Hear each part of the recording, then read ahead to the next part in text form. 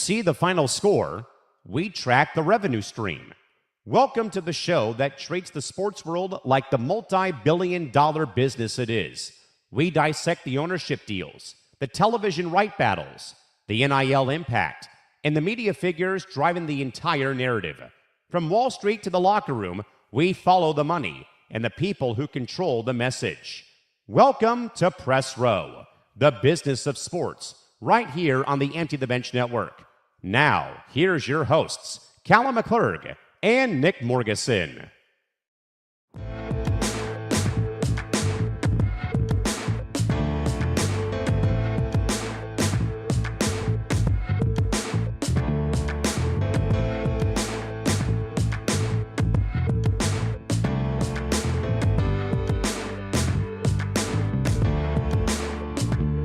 Hello, my friends. Happy Wednesday. Welcome to the absolute madness that is July the 1st. It is Bobby Bonilla Day in the world of Major League Baseball. It is the grand opening of NBA and NHL free agency. And it also means another 3 hours of Press Row here live on ETB, live via YouTube and Twitter. And also, more importantly, as we count down the hours to a critical round of 32 match between Team USA and Bosnia and Herzegovina from Santa Clara, California at 5 o'clock Pacific time today. Of course, he is Nick Morgasen. I'm Callan McClurg, joining you folks today, as always, here on Press Row. Mr. Morgasen, an action-packed show, an action-packed day of coverage here on ETV, and also one synonymous voice in basketball joining us in about half an hour.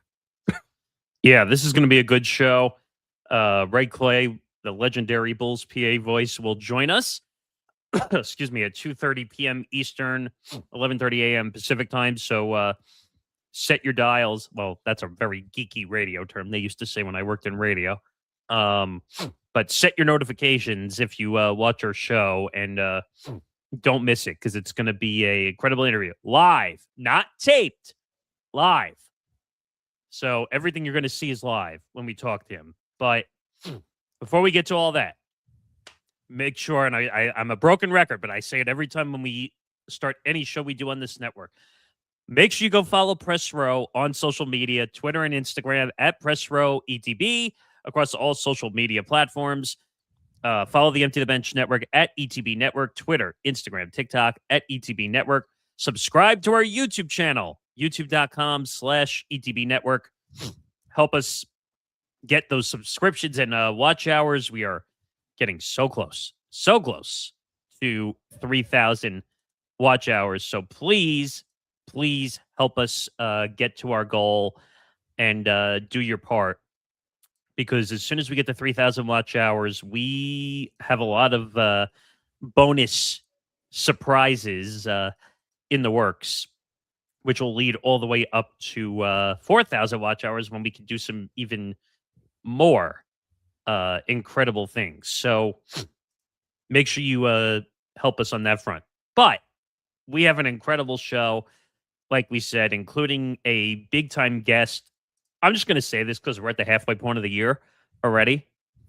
Our best of is going to be incredible at the end of the year. It's going to be a who's who who's joined Press Row over the course of the year. So I know I'm looking way ahead to the end of the year, but I thought I'd just say that because the amount of guests we've had this year has been incredible for this show already. But coming up on the show, WNBA drama. Again, if we haven't had enough of that on this show. Alyssa Thomas with all the drama with her and the whole fist in the neck of Caitlin Clark. Death threats going down on Alyssa Thomas and the whole Mercury team. Cathy Engelbert, shocker, not doing her job again. We'll also get into the Diana Russini dash cam footage, if we haven't had enough of that effing story already. We're going to watch the body cam footage, and we're going to go through it. I did it with Zan on ETB yesterday, but you have to see this because you want to see the true scumbag that Diana Russini can be. Now I understand why she will quite literally do anything to get where she needs to get in her career. Sometimes and why we even heard from Christy Freud a couple weeks ago about Diana kind of being a little bit of a head case. Agreed. Also, Mr. Tony Farmer back in the news, hey, which the timing just didn't work out, but he did say he would come back on the show again at some point. We'll work that out. Yeah, maybe next week. We'll see.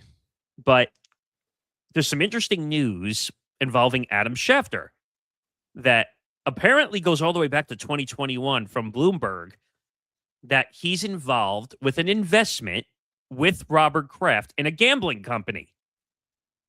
Now, the first question you should be asking is, an NFL insider working for ESPN having an investment in a gambling company? Put 2 and 2 together, folks. Please. Mm-hmm. And why? And now we know why Adam Schefter. I don't know why Ian Rappaport is not reporting on them, but now we know why Adam Schefter is not reporting on the Patriots, because him and Robert Kraft are working together. More NBA indictments coming down from the gambling scandal. And who do we have? Oh, Malik Beasley, formerly of the Pistons, could be connected to Jonte Porter. Great. And the same, what do they call it? The whale. The whale, yes. Was involved in both sides.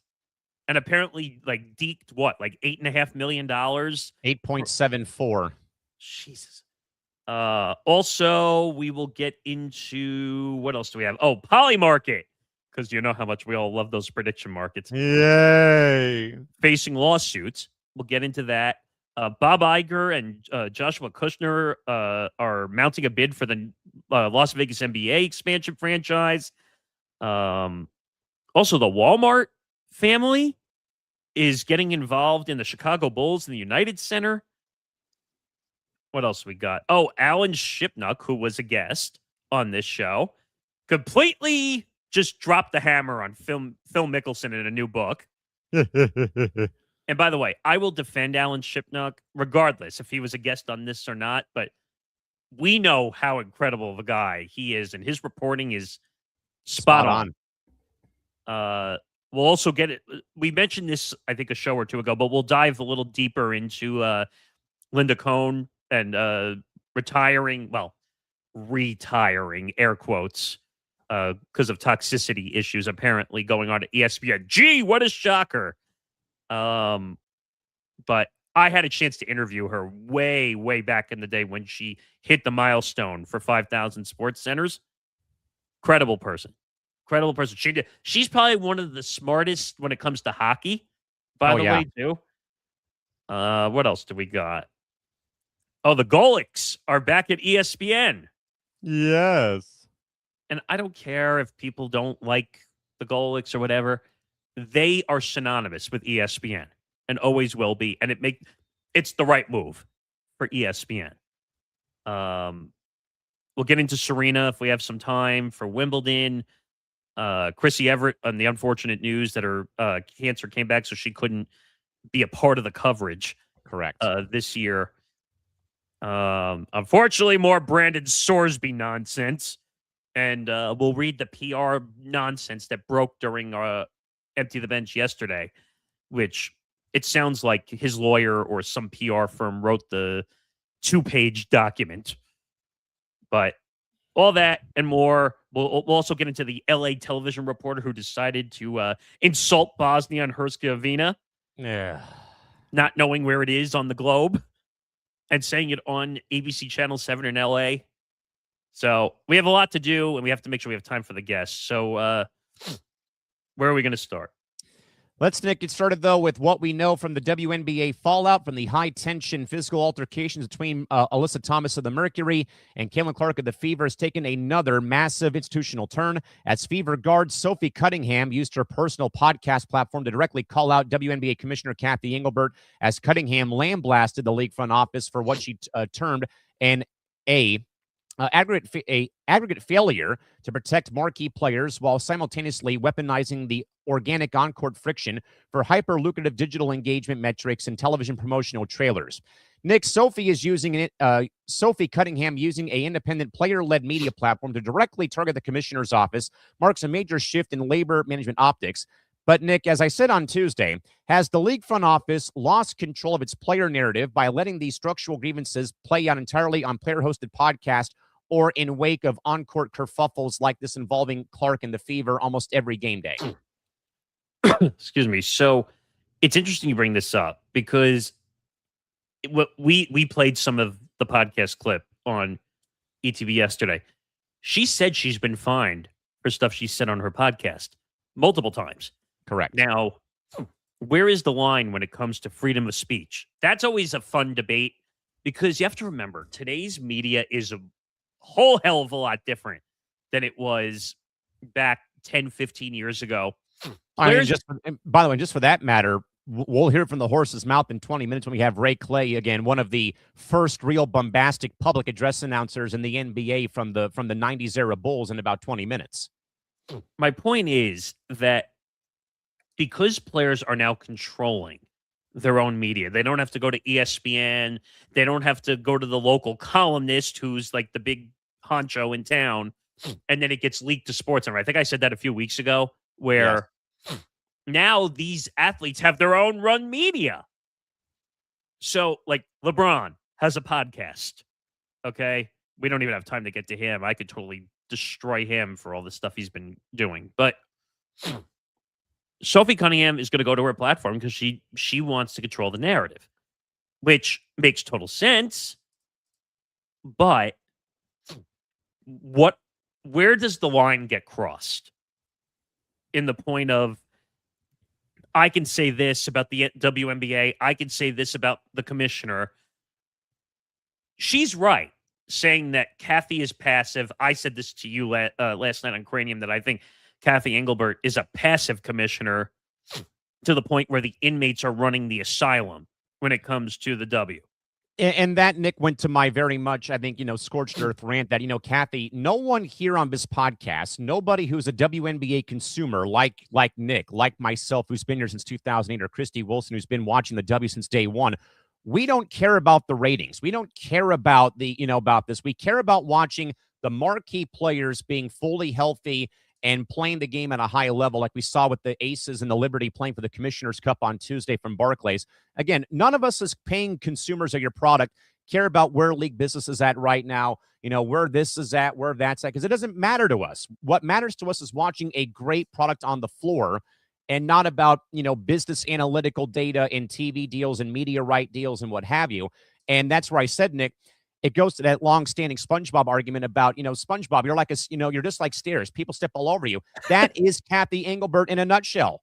And that's kind of what this whole thing has been about. And I think that Sophie, I made the joke, Nick, do we have to start a GoFundMe to be able to, for her to pay all those fines and so on and so forth? And I'm glad, though, Nick, that there is players out there in this league who take the initiative, Nick, to call out the BS of this league and protect their star player. If not, Nick, protect other players in this league too, as Cunningham has done so for her whole entire career from Phoenix now here to Indiana. The funny part is, and we've had this conversation before, even during the WNBA lockout, Cathy doesn't like that players are defending each other. For whatever reason, she does not like that. And I think both sides are effing this up.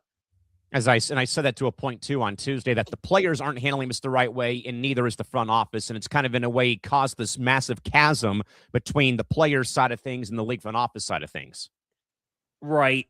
And Cathy's not doing her job. The commissioner's office is not doing their job. Hell no. Which in turn, what I said to you is that the players are running the asylum. And the players feel like they have to run their own league because Cathy doesn't want to be that tough commissioner holding court. Think about the NFL.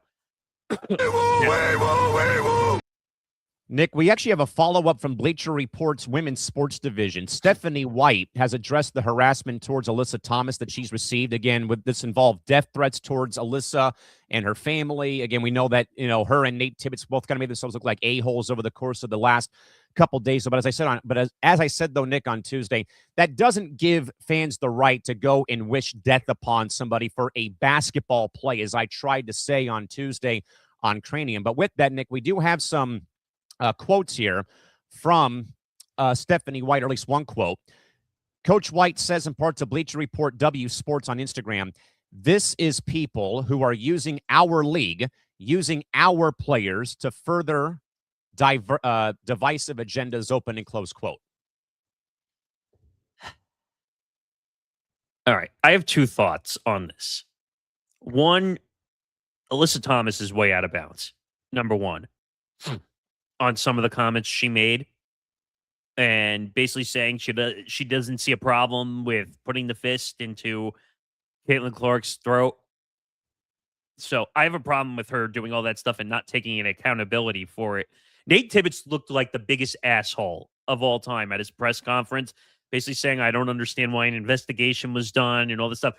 Dude, you committed a flagrant 2 foul, and the refs didn't call it. In the NBA, there might have been charges pressed on you for that foul. Well, at least in today's NBA. I don't know about in the 90s, but nah, that'd be one that you just get up and brush yourself off and get ready for the next play. Right. Now, what I will say is, if the W did a better job of controlling the message and the market that the WNBA was, there wouldn't be death threats. There wouldn't be fans going crazy about how the sport is being treated. And if Cathy would actually do the job and market these players correctly, they wouldn't feel like they're being insulted. And when you look at someone like Sophie Cunningham, who gets a bad reputation because of her personality, and she's a little bit of a feisty fighter when it comes on the court. Or as Christy calls her, Stone Cold Sophie Cunningham. Right. I think, and I wrote this into Cranium, I said, even though she's a little rough around the edges, she will defend every teammate to the death, which I wish more players would do that in the W.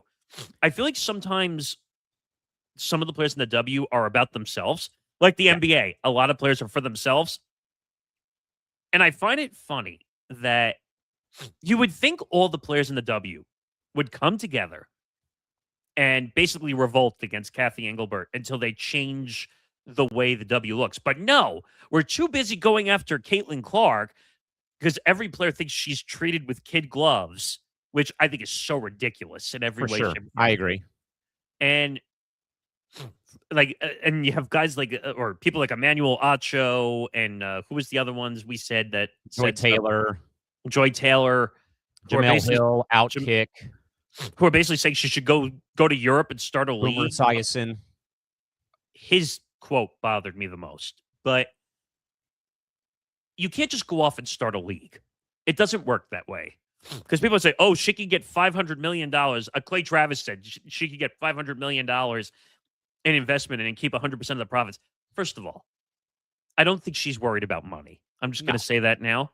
I just think she wants to play the game at a high level and not make it a whole thing that it's been, about race and all this other stuff. And by the way, Nick, real quick, how bad do you feel for Stephanie White that it seems like every single time, though, that this stuff happens to her franchise, between Caitlin and Sophie, that she's also one of the people who has to bear the brunt end of the short end of a stick, though, when it comes to having to defend, not just her team, but, the other team, though, when it comes to a basketball play like this. You know what, though? As much as I feel bad for her, she brings some of this on herself at times, the way she presents herself to the media. At times, like we saw what happened with the whole injury thing when we talked to Scott Agnes. And they waited until what? Actually, they didn't get it in time, technically, before the time limit, right? For injuries. And she basically was playing coy, saying that they weren't willing to say whether it was an official injury or not. I like Stephanie White. I actually like when she's on ESPN for the NBA playoffs and they use her as a color analyst, but I don't know, man. The Fever have an interesting way of running their franchise. And Sophie has to come out and defend Caitlin because no one else is going to defend Caitlin at all. And Christy Wilson's right that she let her opinion be known. And further, and this went to a point that we said on Tuesday, that the W needs a commissioner who is not afraid to drop the hammer and doesn't care if the players hate it. Christy, you're going to be waiting a long time if you expect that from Cathy Engelbert, though. One eternity later. Cathy Engelbert reminds me a little bit. I'm trying to think. Who was a commissioner that was... Oh, Adam Silver, ironically.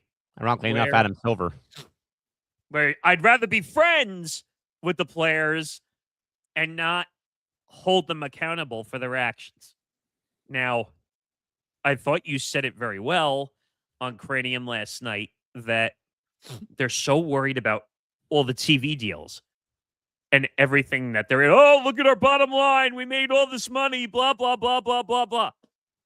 Cathy, if your players are revolting against you, you could have 10 million TV deals. It doesn't matter Precisely. what you're producing. Look at the NFL.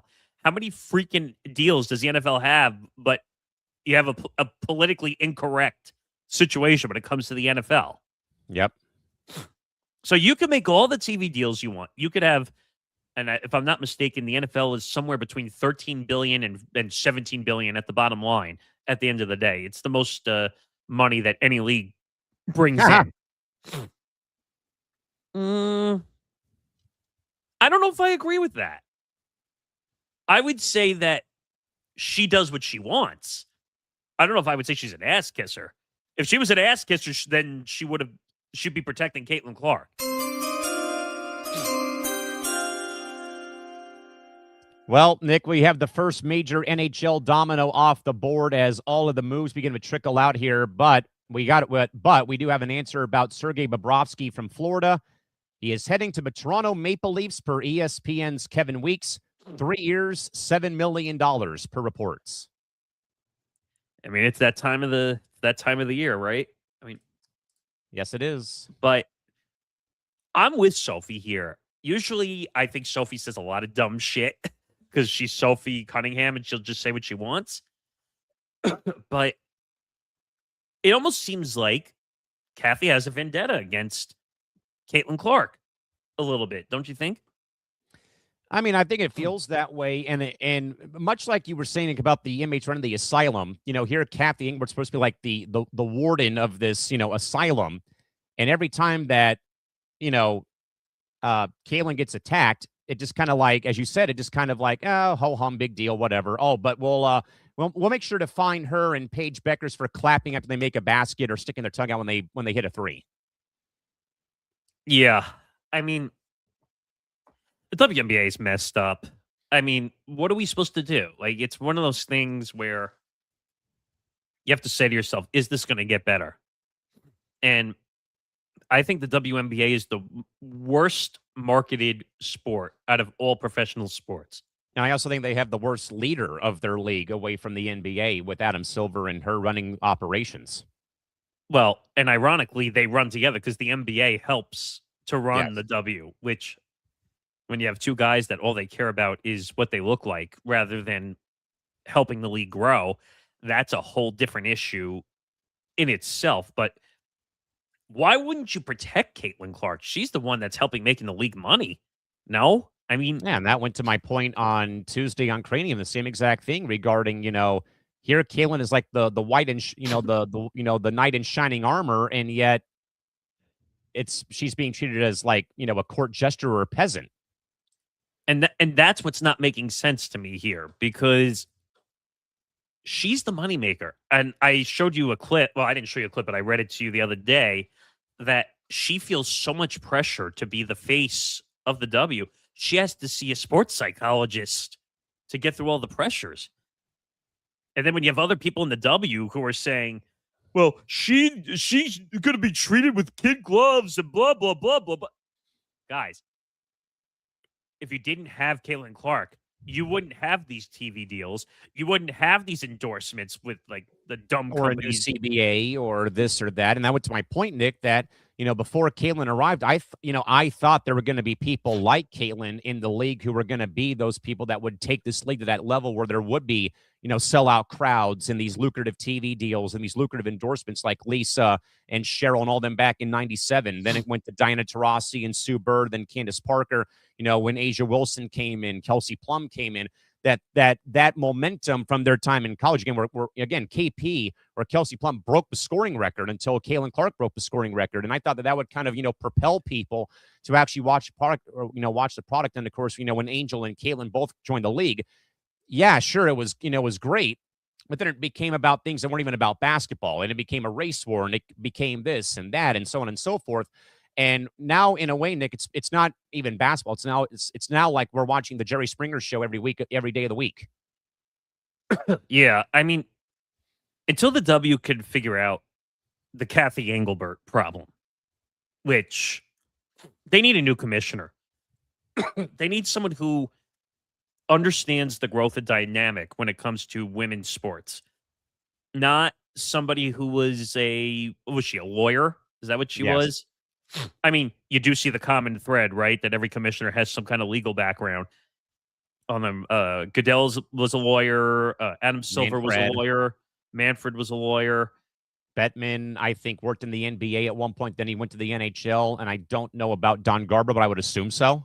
But I think they all have legal backgrounds, if I'm not In some mistaken. capacity, yes. Excuse me. But I don't know if that's the full answer. You need somebody who has a business background, not necessarily a legal background, that goes to all the different markets and says, how do we improve the message that the W has? By the way, Nick, a quick update on tennis. There are reports that Serena Williams did not get fined the $50,000 for not going to the post-match media scrum after her loss to Maya Joint yesterday. Well, yeah, because I read an hour or two ago that apparently she was getting medical treatment on her knee. It's still not a good look, one way or the other, that she didn't talk. But that was Serena Williams. Like, when she lost, she didn't talk. She was a sore loser. Anyway, to finish this one up, I mean, I'm totally okay with Sophie Cunningham coming out and calling out Cathy Engelbert, because Cathy Engelbert has never done her job in the time that she's been the commissioner of the W. Right? I mean, yeah, someone's got to hold Cathy accountable. The players have to hold her accountable. I mean, they have to do something, Nick, and I don't know what that really looks like without there being the risk of a fine or a suspension, because it's all that the commissioner's office has been good for, has been just, fining players for, expressing their disgust with the front office. You clap after you make a basket, that's a fine. You stick your tongue out when you hit a three-pointer, that's a fine. You're taking all the fun out of the game. You're taking the emotion out of the game, and you just want this to be, like a damn tea party or a slumber party, and I'm not going to stand for that. I'm sorry. And by the way, I agree. Caitlin was pissed when she got, teed up for the clapping. It's a freaking sport, for crying out loud. I mean, look what happened to, and I'm cross-pollinating a little bit here in sports, but look what happened to Wilson Contreras of the Red Sox. Yes, involving the pitcher with the Nationals.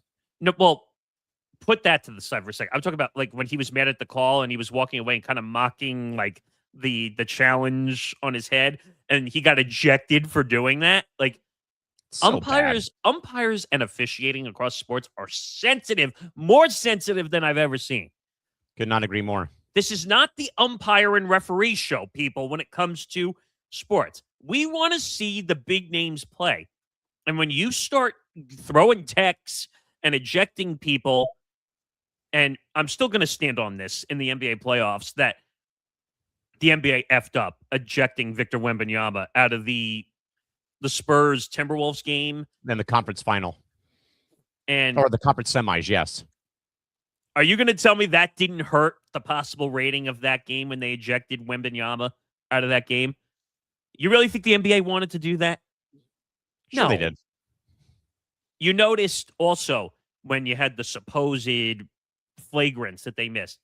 Come on, man. If you're as astute as you and I are, the NBA was never going to give Wembanyama another flagrant. They were not going to risk having him miss an NBA Finals game. Nick, by the way, one small update or one small story has also crossed the wire within the last hour or so from Front Office Sports.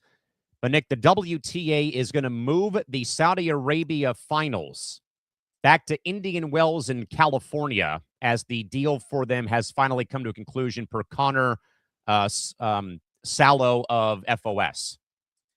Because the Public Interest Fund is pulling out of deals. So that's not surprising. No. Public Interest Fund, I think, is finally realizing that they drunkenly spend money, and now they're realizing they can't spend it anymore. Yeah, I mean, I concur. And, Indian Wells has been, I've actually played golf at their golf courses up in Indian Wells. I mean, hotter than can be, but I mean, beautiful, beautiful spot to go to if you're maybe a snowbird coming out to SoCal. Indian Wells is one place to go for golf or tennis. I mean, I'd love to go there. One of my friends has gone to Indian Wells for the tournaments every year. they say it's really cool, and like, everybody convenes in the desert for that entire ordeal, which is great. All right, we'll take a quick break there. You want to do a little intro here? All righty, folks. Well, it's that time of the day to bring on our special guest. And of course, if you were a fan of the 90s era Bulls, and if you are like myself and you work in public address, you know this man's voice very well, from everything from the Alan Parsons Project to, of course, introducing Michael Jordan. Folks, it is our distinct pleasure to welcome on board the one and only Ray Clay, a legendary Chicago Bulls public address announcer, joins us here on Press Row. Ray, it's Callan, McClurg in San Diego, Nick Morgasen in New York. Welcome to the show, and thank you for the time. We really appreciate you. Oh, glad to be here. We're looking forward to having a great conversation. Yeah, and we appreciate. We seem to have a little lag in here. I don't know if. Yeah. Yep. That's all right. Well, we'll be fine. So with that, Ray, again, man, thank you again for joining us here. Ray, can you kind of, again, as you look back at the 90s Bulls again, yourself and Tommy Edwards really changed the way that people come to a sporting event and experience pregame presentation, with the music and how you went about, delivering the lineup for the Bulls. When Chicago first paired your lineup with the Alan Parsons Project, did you perhaps realize that the team had captured lightning in a bottle, or did that legendary synergy of the song and yourself just kind of evolve organically as the Bulls won those titles across the 90s? It seems like everything was in place, to have a great introduction. Tommy was, light years ahead of everybody in trying to do a game presentation. And I was fortunate enough to come in at a time when the team was reaching that pinnacle. So I think that the biggest part of it was when NBC first started doing our games. Let's throw it to the public address announcer, Ray Clay. It was the world that happened since then. Talking about the 90s era of the Bulls, obviously incredible basketball, the Jordan era, Scottie Pippen, Phil Jackson. What was it like being the PA voice of an incredible era of basketball in that regard? It was just one of those fortunate things that I was able to be a part of. And, as the team's success grew, my success seemed to also go that way. I started getting phone calls from people to do a voiceover for this, make an appearance here. And I had never expected it to evolve into something like that. Ray, I think one thing that everyone knows, though, I mean, like you said, though, NBC kind of began to throw to Ray Clay. They would throw to Dan Roberts or throw to Lawrence Tanter, for example, during the finals. And they even do that nowadays, too, on NBC or ESPN. But, Ray, how did you guys go about crafting how you would introduce the lineup, where you would go with Scotty, then Tony, you'd go to then you would go to the center, and then you would go to having Ron and, of course, MJ being, the guy being last. How did you guys kind of craft that when you would maybe sit in meetings, or about how you would go about this when the team is, reaching these pinnacles, year after year after year? Well, it was pretty much in place when I got there. Tommy was the guy who found the music. Tommy had the spiel. A funny story for you was, when I took over for Tommy, my first game that I did was my audition.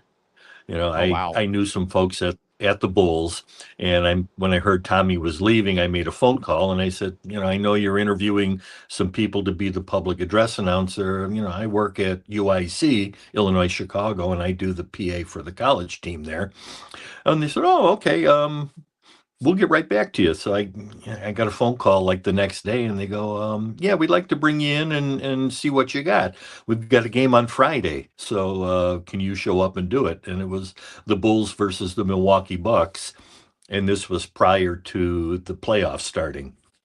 So on Friday, I went in and I announced the game. And the following Monday, I got a phone call, and they said, hey, Ray, thanks for coming out and doing the game. can you come down to the office? So I went down to downtown Chicago to the Bulls office, and I sat down in Steve Shanwald's office, and they plug a VHS tape into the player, and it's Tommy Edwards announcing Horace Grant. And right after that, from Friday's game, it's Ray Clay announcing Horace Grant. And they go, okay, Tommy did this, but we want you to put a little more emphasis on the ass instead of the whore when you announce Horace. And then they did Scottie Pippen, and they did Bill Cartwright. They said, make sure that you emphasize the man in the middle. So basically what I did was all Tommy Edwards. And I feel what I've done is I've gotten the notoriety from putting some of the emphasis and some of the volume and, just getting involved in the game. I guess I want to talk some about the authenticity. Callan and I talk about this all the time when it comes to PA. Do you look at today's PA? I feel like it's a lot of like screaming and yelling and I don't know, a lot of, fake energy. At least that's how I see it.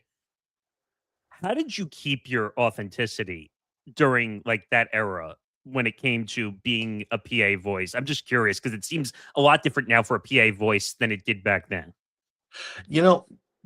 Back in the 90s when we were doing it, it was sort of at its infancy. So, the game programmers really didn't get their hands on a lot of stuff yet. Where now, I mean, I cringe sometimes when you hear people, let's get up, we need more noise. I would never think of doing that.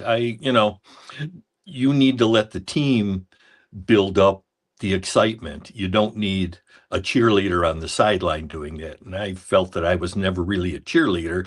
I was there to present the game, but I used my voice and my inflection that if there was an exciting play, I really, slam dunk Scottie Pippen, and instead of, oh, you need to cheer louder, we need defense, or, whatever the guys are doing now. Mm-hmm. And again, I don't know if that's the PA announcer that's doing that or if it's game operations that's really driving that.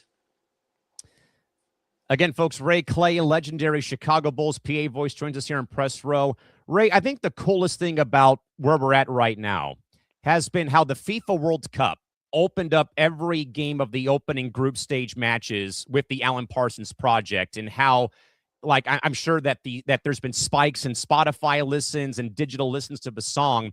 Ray, from your perspective, and if you've watched the World Cup, I'm sure you have, how does it make you feel, though, seeing that this song that, Tommy found in a movie theater when he first got the job in the 70s, all of a sudden now is resonating here in 2026 with a new demographic of sports fans, hearing that as these teams have walked down onto the field for a World Cup match?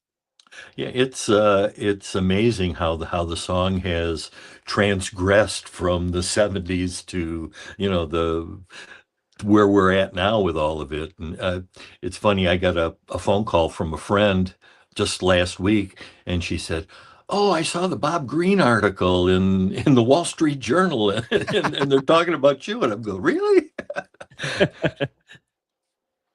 I mean, it's just amazing how a new generation of fans are being introduced to that, and how it all, really goes back to what Tommy did and what happened in the 90s through the heyday of the Chicago Bulls and, all the exciting things that we did here in Chicago.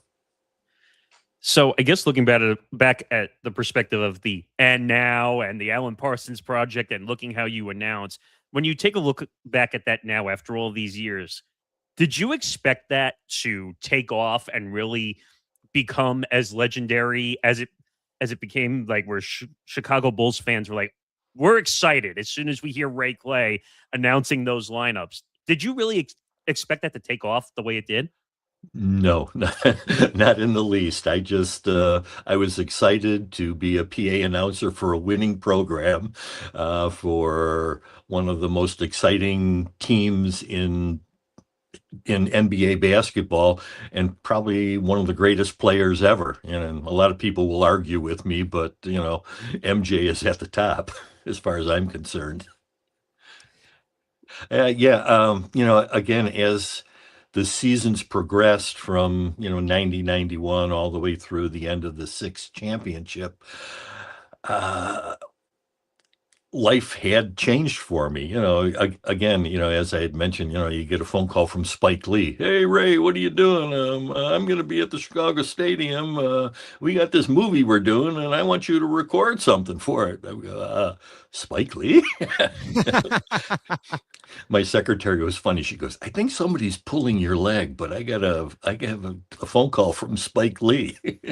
And I saw that it was a New York area code. And I said, that could be Spike Lee. Oh man, that's incredible. I mean, with Spike Lee, biggest fan of the Knicks, asking him to do so with that. Ray, how about this though? And I don't know if this has become a thing nowadays, but a lot of times I've seen photos of, one of my favorite PA voices of the NBA, Lawrence Tanter, fist bumping Kobe Bryant before a game, and maybe some kind of scores table player, fist bump, handshake. And obviously, you're announcing Jordan, Pippen, and Rodman at one point in time, and, dealing with three really big personalities and even some corporate brands, like, the Jordan brand and Nike back in that time. Did you maybe ever, Ray, get feedback or some notes, or maybe ever share a brief combo with any of these players regarding how they wanted to be introduced, or just in general about life or basketball as a whole? Not really. Back at that point, the Michael had his thing with Johnny Red Kerr, where he would go and hit the talcum and things like that. But he really didn't come down to our part of the table. Every once in a while when somebody was waiting to get into the game, they would be in front of us and, Right. either down on the floor or on their knee. And, we try to sneak a comment into them here and there. But, that was basically it. Now it's really moved where, people on the scorer's table are part of the show, which is great. They deserve the recognition. These guys that I work with, the official scorers, the spotters, the timers, the 24-second clock people, they're there at as many games as I'm there, and they don't get the notoriety that I get just because I have a voice and people hear my voice. But it's nice for people like that to be involved, and get into the game. So I guess the question I have, because being a PA can be a tough job. It's a lot of work and a lot of preparation. Yeah. Can you talk about, just so people understand, like what the preparation is for being a PA and the amount of work, what game day kind of looks like for you, like when you show up? Because I'm sure a lot of people would like to know, like, how you prep all the way to game time. Right. It was funny back in the 90s, computers were just really starting. Nobody had an iPad, nobody had this or that. I would get to the game for a 7:30 game. I'd get there, 5 o'clock, because I actually worked close to the Chicago Stadium United Center area. And I would sit down and I would handwrite all of the rosters with the players' names and numbers.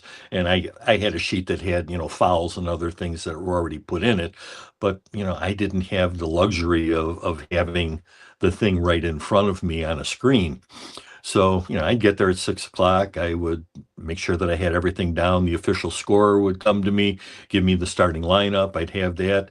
I'd have my sheet, and I would handwrite, who's the visitors and the information that I'm going to announce when I introduce them. And the Bulls players, as long as, nothing changed, I had the same script, so I didn't have to worry about that. Then you get into the game, and the funny thing was, the first, again, I talked about that Milwaukee Bucks game. I had everything written out, and, they go, yeah, the lights go out, the ballyhoo goes. And I go, oh, the lights go out. I've got all this stuff written down. How am I going to be able to read what my introduction's going to be for that first game? And they said, oh, well, there's a red dot matrix up on the scoreboard, and I think it'll give you enough light that you can see what you're trying to announce. So, back in the 90s, it was very primitive. We didn't have everything that is available now in the different stadiums. And Ray, during. Yeah. No, go ahead. yeah.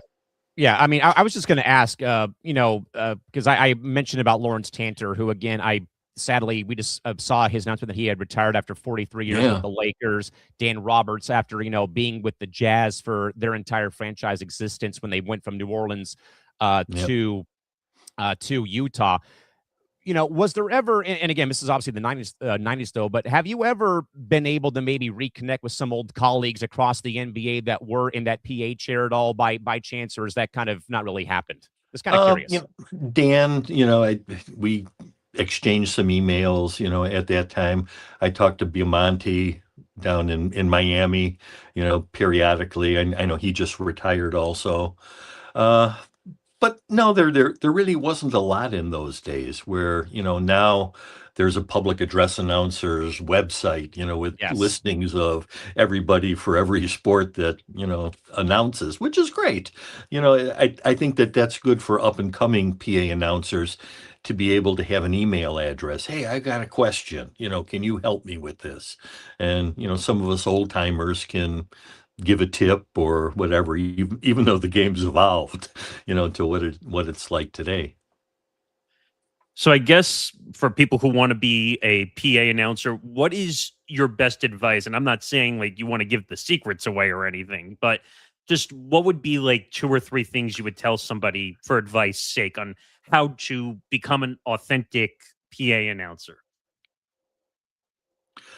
My advice would be your job is to tell the people in the stadium or the stands what's going on. They don't want to know a superlative or this or that. They want to know who the foul was on, who made the basket, if you give an assist, who gave an assist. And before they started, the officials, coming up with their face on the screen, talking into a microphone saying, it's been upgraded to a flagrant foul 2 or flagrant 1, they would give that to us. And, give it as succinctly as you can so that the fans understand what's going on in the game.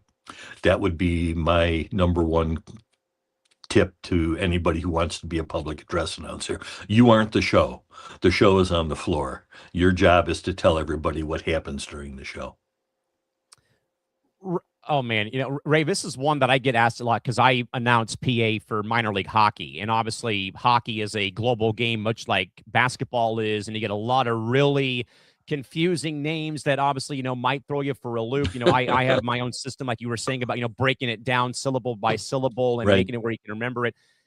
Are there any names up the top of your head that just stand out that maybe gave you fits back when you were first becoming a PA voice? I think of like Detlef Schrempf being a name, for example, but any names from the NBA that may stand out though for fans that you got to announce away from anyone on Chicago, but just that one name that maybe kind of hung you out high and dry. Well, I know that if I had to do a Tuta Kempo now, that would be a tough one that I would have to think about all the time. Um, oh, yeah, it's hard to remember, going back there, but I'm sure there were tough ones that I just really needed to make sure that I got correct. And So yeah, I guess nobody offhand that I can think Yeah, of. I figured.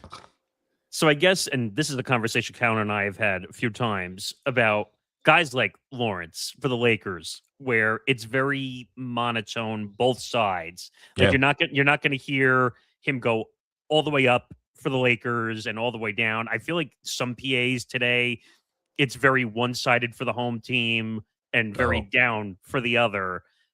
Do you look at guys like Lawrence and say it feels very authentic because he's not like over homerizing it as a PA announcer, or do you think that it's different compared to like what the 90s was where it was done differently? Lawrence hasn't changed in all these years. He's got his lane. He stays in his lane, and that's great. There's some stadiums, Miami with Mike down there. He had his own style, and that's what everybody got into, and they were used to that.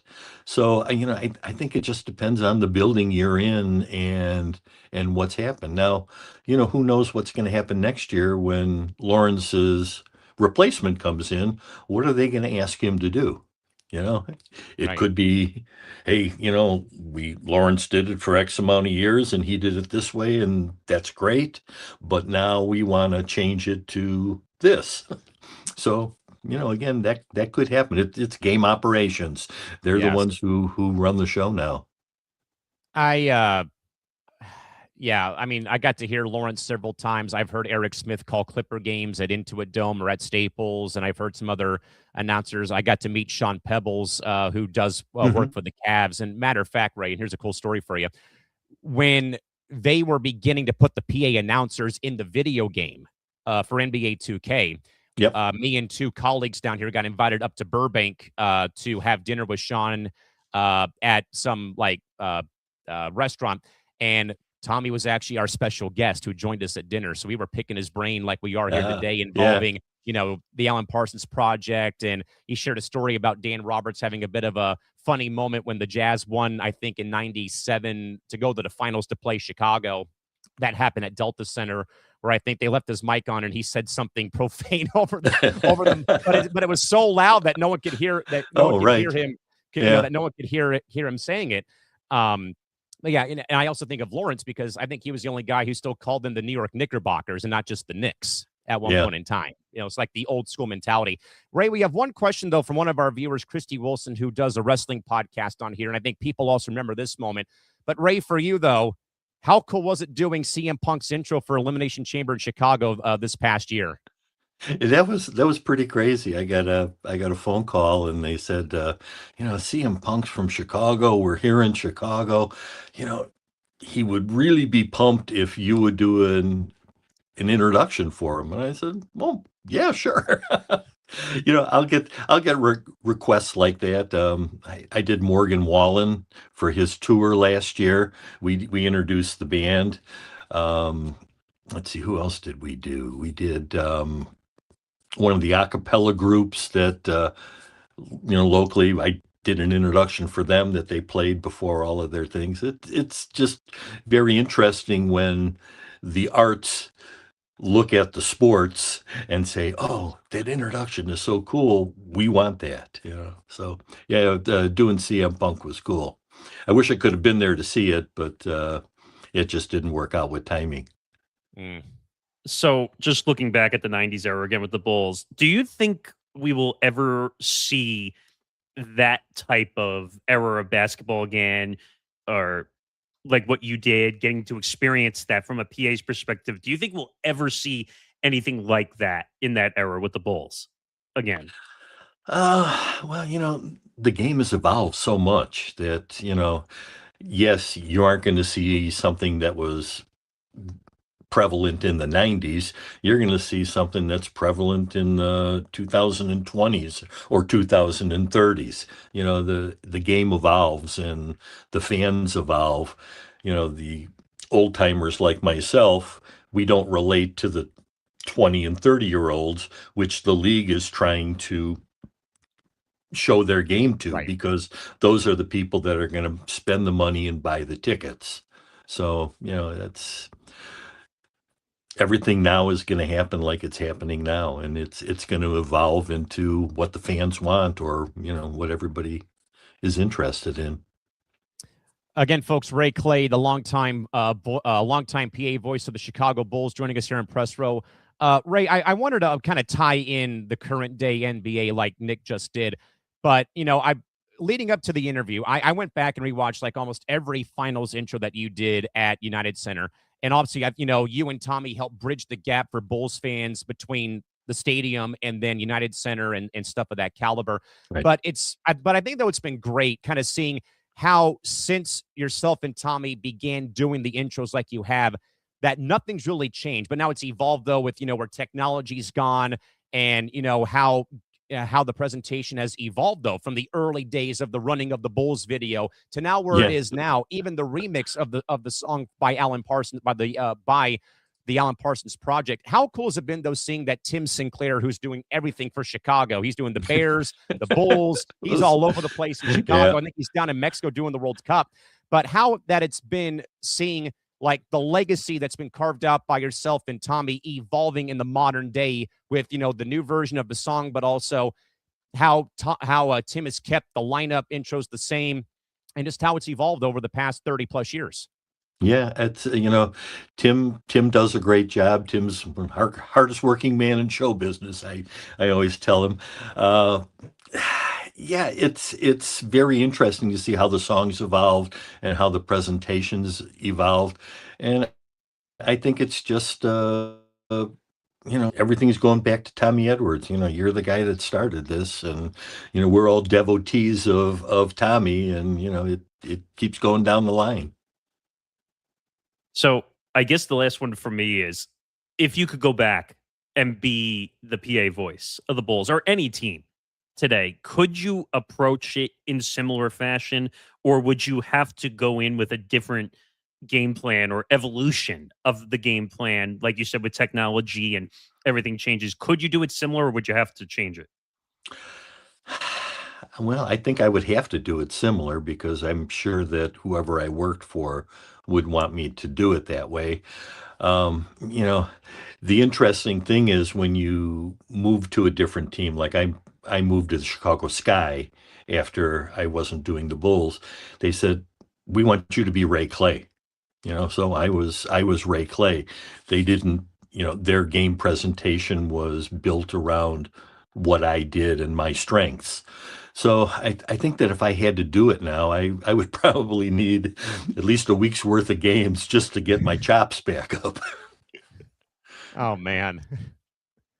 I mean, hey, if you're paying for Ray Clay, then it needs to be Ray Clay. Right, yeah. Yes. You want Ray Clay, so you got Ray Clay.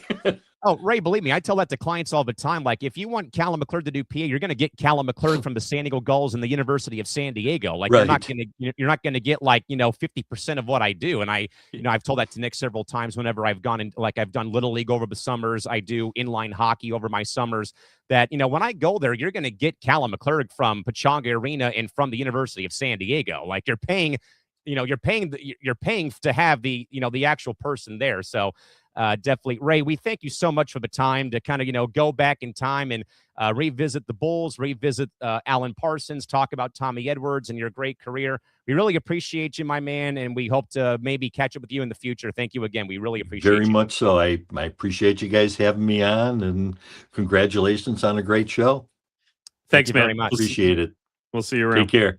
Okay. Oh, man. How cool is that, folks? Ray Clay, the longtime Chicago Bulls PA announcer. You heard him all the time from North Carolina. It's 6'6". Michael Jordan. I mean, come on now, Nick. I mean, talk about a masterclass in public address right there.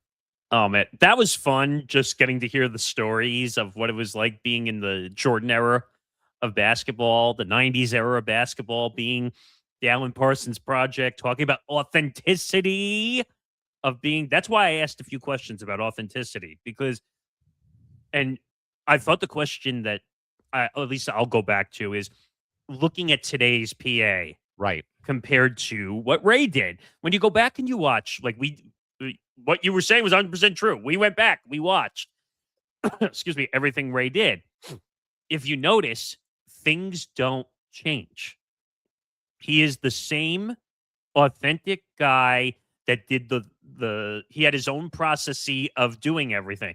You look at today's, like I said, you have some guys in PA who are very homeristic, I call it, where they're up here, like you said, they're up here when their team scores, but then they're down here when the opposing team scores. And I feel like that's a disservice to the product slightly, because you're just going to be happy only when you do. Now, I'm not saying you have to jump for joy when the opponent scores, but at least give them some amount of respect. You gotta be like even keel more often than positive for the team. Leave the homerism to the actual announcers who call the game, even though they shouldn't do that either, by the way. But Ray just had the oomph of authenticity, and that had to be a cool era working in the 90s with the Bulls. I mean, what was it? 6 titles? Was it 6 and 7 years or 6 and 8 years? It was either, I think it was 6 and 7 years, possibly. Like, it was an incredible run for the Bulls. First of all, to be the PA when Michael Jordan, Scottie Pippen, Dennis Rodman, Horace Grant. I could go on and on and on. John What was Paxson, Bill Cartwright, Tony was- Kukoc, Luke Longley. who was the foreign name that you and I always laugh about when we used to hear it as when they would announce the starting lineup for the Bulls during that era? I forgot. Was it Tony Kukoc? Maybe, I don't remember, but like you and I had a chuckle because like he just made it sound authentic. From Splint, Croatia. Yes, that was it. But he oozes like energy and authenticity. And by the way, I like Michael Biamonte. I told you that. I like it. But I do feel at times with him, and I hope you partially agree with me, that when Miami scores, you know it. When they don't score, he does like a 180.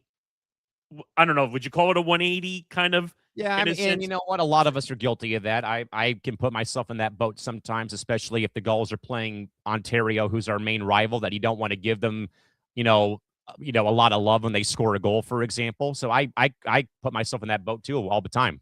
But that's why I call Lawrence Tanter the most authentic out of them all.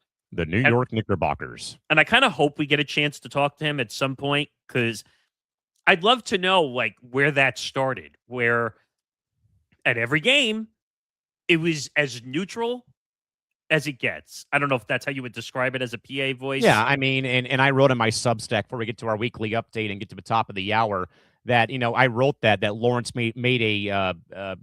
said to the, Lakers.com and TV, my job, like Ray said, I'm a public address announcer. I'm not a public address cheerleader. And that, Lawrence made it a point that, you're paying, and, Ray said the same thing. You're paying to watch the Bulls play. You're paying to watch the Lakers play, not to hear some schmuck like me on the mic, be out of control when our team scores a basket. And by the way, he mentioned you mentioned the Cavs PA guy. Yeah, I love Sean. He's a great guy. But I will say he reminds me a little bit of Biamonte also, where he's a little bit up here. And then that, I think, and I actually asked Sean about that, and we'll get to our update here in a second. There's usually, I think, in the playoffs, Sean doesn't introduce the Cavs starting lineup. The hype man is the one who does it, actually, not him. I did notice that because I thought I heard a voice change. Of course, this is us, the nerdy side of us. We pay attention to these things. But I noticed with him, like, Cleveland Cavaliers. Like, it's very, I don't know. It has like a musicality to it with him, which I feel his high energy is authentic. There's some people who have fake energy, and that's why I use that term when describing it in the question, because there are some PA people that are fake energy, and like they're doing the job. They're not doing it because they love it like you do or Ray did when he was doing the Bulls job. They're doing it because that's the job they were able to get, unfortunately. But Ray is one of the best I've ever seen. Like, incredible. And we will, folks, have that interview up, and we'll also be clipping that interview too for you folks for social media. With that, Nick, we're past the top of the hour. Let's get now to the weekly update.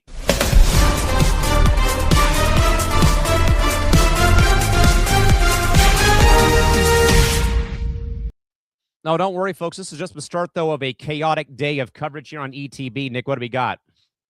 So after press row, excuse me, my voice is bothering me today. At 6 p.m. Eastern time, Tough Enough episode 4, recapping episode 4 with Tom Lovano and Zambando follows us 6 p.m. Eastern time. Don't miss that. And then following the end of USA Bosnia, you and Trevor, and I did confirm Ben Cruz will be on with you guys.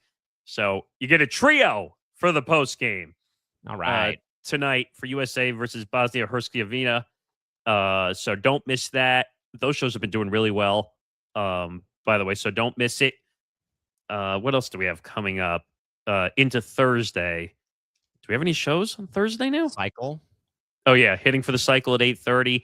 I will be doing MTGP. I'm triple on triple duty shows this week. So I will be joining Nick DiMartino for Hitting the Goalposts tomorrow at noon Eastern. A lot of NBA, a lot of talking about Caitlin Clark and the protection stuff. So don't miss me with Nick DiMartino tomorrow at noon Eastern. What else? Is there anything else hitting for the cycle? 8:30 p.m. Eastern time Thursday.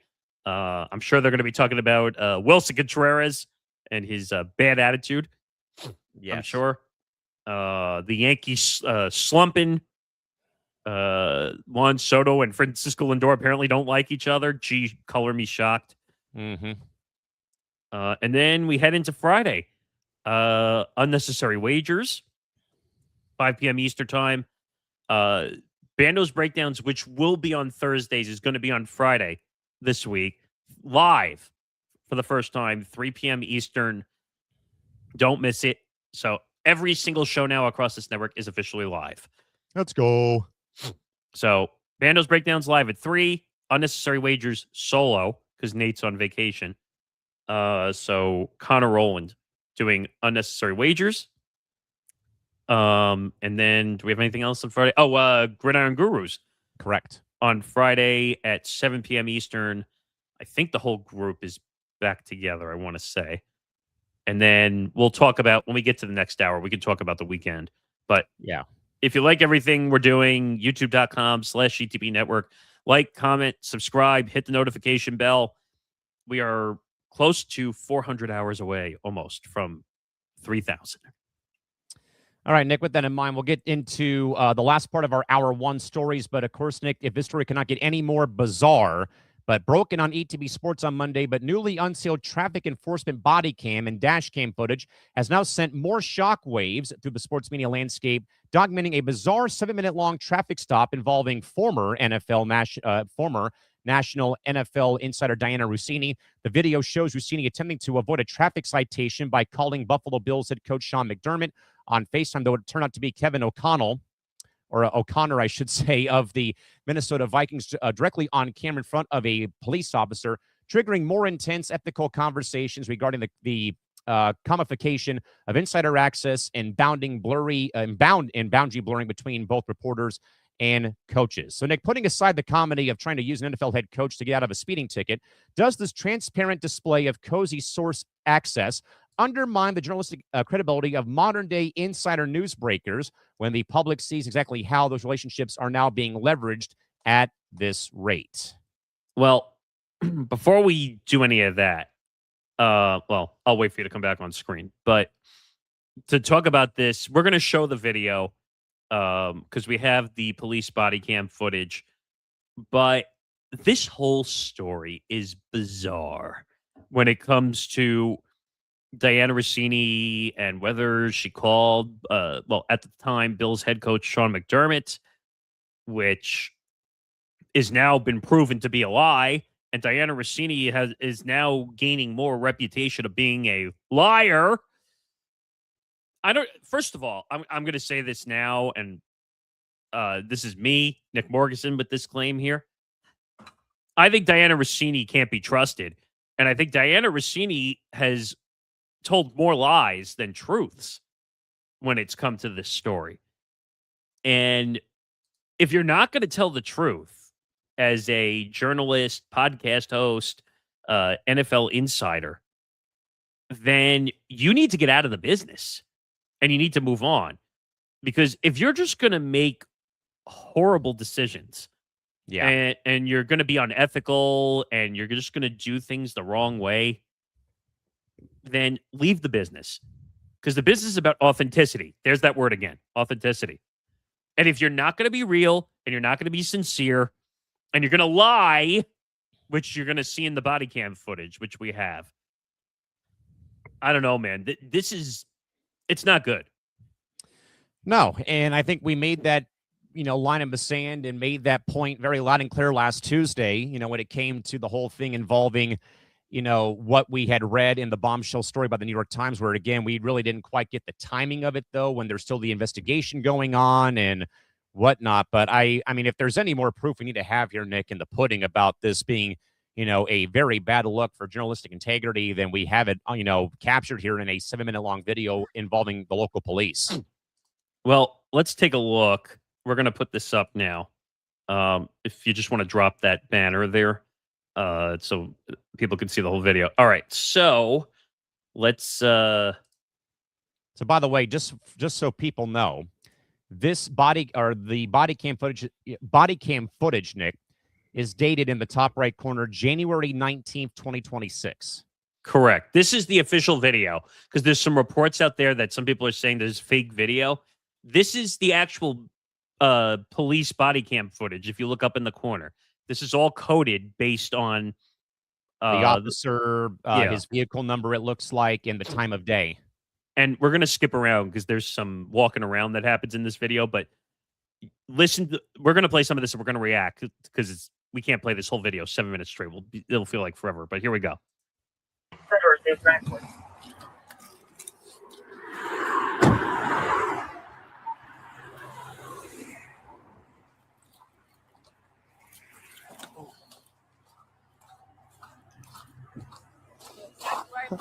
Yeah. Officer Bernard, Ridge Police, you'll be recording my body camera. Can I just get your driver's license, registration, proof of insurance, please? Yeah. So, you're not going to care. I'm an NFL reporter, and I just broke that Sean McDermott got fired from the Bills, and that is what I was just sending to send a tweet. I was going to pull over because I have to make calls. Okay. I know you don't care, but I'm just letting you know my reason why. Okay. It was a work thing, and it was an emergency. Okay. Before we go in the weeds on this, why are you telling the police officer that the reason I was using my phone was because I'm an NFL reporter, insider? I have to get it out while I'm driving. Yeah, and I think, Nick, wasn't there also reports that we had documented that she had her 2 kids in the car with her as well? Which, by the way, when you watch this video, there's no kids in the car. No Okay, kids. then. So Diana Russini has told so many lies that I don't think she realizes when she lies anymore. But let's continue. For what I know. I have a more updated license, but just take that so you know I'm not like some crazy person, but I hear you. Thank you. And I've never gotten to. Okay. So, obviously, you were on your phone for a while, right? I was on when you went under the underpass, right? On Garber Square. I was by Library Place. So you're on your phone there. I got behind you, right, by Whole Foods. You continue to be on your phone, right? I understand you have a job. Of all times, it's like no one expected you to go ahead. Yeah. Like, I'm shocked that they fired me. I cannot believe it. You know who was on the boat? Who? Brian Gable. Okay. Time out. Why all the deflecting is what I don't understand here. Why are you dropping all the NFL coaching names? Does she think that's going to impress the police officer to like get you out of the ticket? No, you know what it's called deflecting the attention. You know that I said this, Nick, a couple shows ago involving the simple fact that, people nowadays don't take accountability or responsibility for their actions, and that those actions sometimes have consequences. Here's a case in point that, again, you're on your phone when you're told not to be on your phone when you're driving, and trying to weasel your way out of this is not a good look whatsoever. Well, it's against the law, number one. Obviously, you yes. can't be texting and driving. That's a law anywhere you go. It doesn't matter who you are. You could be the next coming to what. It doesn't matter. If you're on your cell phone, it's against the law while you're driving. Oh, okay. Are you a fan of Giants or Jets? I'm not a fan of either. So. What is your team? I'm a Vikings fan, unfortunately. Stop. What does that have to do with getting pulled over for texting and driving? Again, it's just, deflecting the attention that she was violating the law of the road by trying to, again, weasel out of this whole entire ordeal. That's all I think that I'm noticing here is that whole thing. But if you think about this now, with this whole situation as a whole, whether you want to say her getting pulled over for this ticket or what's going on with her and Vrabel, she is a classic weaseler trying to get out of stuff, whether it's getting out of a ticket, whether it's saying, "Oh, I didn't do any of this. We're just friendly." She's great at deflecting and making excuses. Yeah. That's what we're learning. I thought Diana Russini was an authentic person. I don't believe she has any authenticity left to her name. Yeah, let's continue. Whatsoever. Let's see it.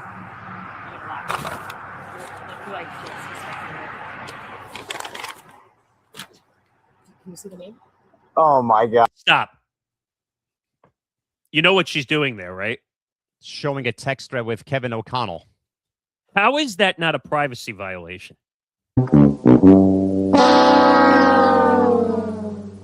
I'm going to get really mad right now because she's literally trying to use her NFL influence and her NFL insider influence because she was still working for The Athletic and the New York Times. What are you doing? Yeah, I mean, this is sacrilege right here, Nick. I mean, this right here, I think, goes against everything that this industry stands for when it comes to who you know, what you know, and who you know and what you know, and leveraging who you have in your phone's contact, directory. That is not how you go about your damn business whatsoever. I don't care if you're a professional athlete, an NFL insider, you work for ESPN, you work for the New York Times. It doesn't matter. If you're a moron and you break the law, you deserve to be treated like a moron for breaking the law. And again, and to be the broken record here, playing, a song on repeat one, this again is just deflecting the attention that you got cited and pulled over for speeding and for being on your phone when you're not supposed to be on your phone as a law-abiding citizen. And by the way, just to go back to some of the comments we got, because when we talked about Russini in the last episode, and people say, "Oh, well, you said she was guilty and she didn't break the law." No, she broke the law. Yes. And here's your proof. Here's your proof. Anyone in our TikTok comments, you want to see she broke the law? She broke the law. But because of this dumb system that it comes to influential power, we find our way out of things, which is not how the legal system works. KOC? See what I said? Look what I said to him, though, just now. Go to the bottom. Oh my God. Wow. Pretty cool. Dude, I love the Vikings. What? Yeah. He seems like a good Your dude. quarterback sucks, though. Yeah. So he's got to get it. He's got to fix it. He's got to turn it around or someone else is going to get him. Do you have your registration as well? That's what I was going to ask next is, like, have you ever gotten points, anything like that? No? All right. You heading home now? I'm gonna go on TV and work. Okay. What channel? Well, I work for The Athletic, which is like the New York Times. Stop. What? There it is. Again, deflected. Oh, I work for The Athletic and the New York Times. Diana, no one cares. At the end of the day, you still have to be a law-abiding citizen, regardless if you have credentials in a sport like the NFL or not. It doesn't, and now I'm going to sound like a broken record, but I don't care that you're on TV, you're on radio, you have a podcast, you have a huge following. You could have 10 billion followers. I don't care. You have to respect the law. No texting while driving. That is a clear law. If you look it up in all 50 states, you can't text and drive. Yeah. I'm doing something for Fox this morning. Okay, cool. All right, just give me a minute, okay? Do you have an updated driver's license? Zan pointed this out. Him and I laughed about this. You handed the cop an expired license. How is Really? How is that not like a arrest or that not being a citation for driving on an expired license? Well, the funny part is you're going to see it in a second. She has the updated license, but handed the expired license to the cop. What? So it's like you're too busy trying to deflect to get out of the ticket. You hand them an expired license.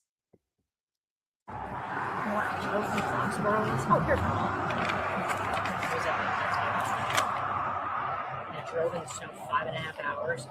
Perfect. Here, you can take this one back. All right, I'll be right back with you, all right? Yeah. All right. if you want to make a comment for a second, I have to scroll here's ahead. my one thought, Nick. I thought once you had that your license expired, you were told to throw it in the trash or shred it and not hang on to it. Actually, most cops will take the expired license so it doesn't go back in the pocket of the person who was using it. Normally. I'm just scrolling ahead here. Unless New Jersey has different traffic laws than California or New York or what have you. Yeah. Just for context, I'm moving ahead because about 2 or 3 minutes of it was the cop sitting in the car. Going through his usual stuff after a citation, looking up, the name and all that stuff of the individual. So, regular stuff. Okay. Now we're going to pick it back up. He gets out of the car, goes back and approaches her at her vehicle.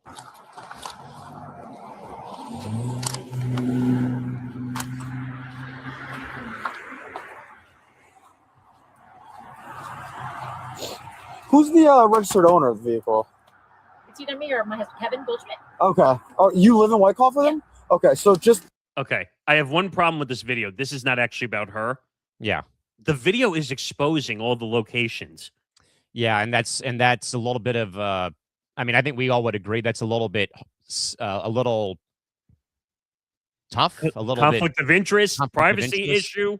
Yeah, especially privacy. That's what I was going to get at, was privacy. Yes. I just wanted to point that out just so people understand that usually when you get body cam footage, I think they're supposed to censor out all the address information, but they did not.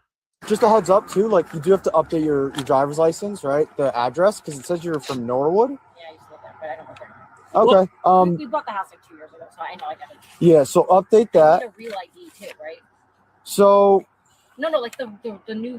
because it says not for real ID purposes, yeah. It's a pain, but you do have to get that. I swear it's not an excuse. I literally can't get an appointment. Why is it so backed up? I'm not sure, honestly. And everyone hates going to the DMV, but it's one of those things like you have to do. Listen, I'm gonna cut you a break on the cell phone. I understand. Seriously?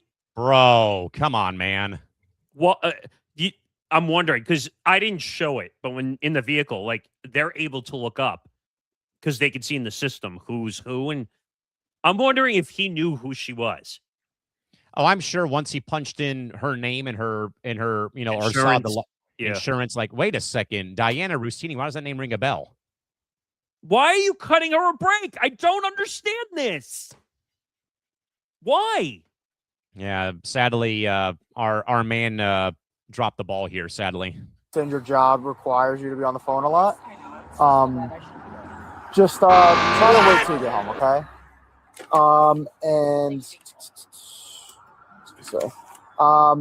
Yeah, keep me updated with the Vikings, okay? Let me know if KOC is going to get a new quarterback in.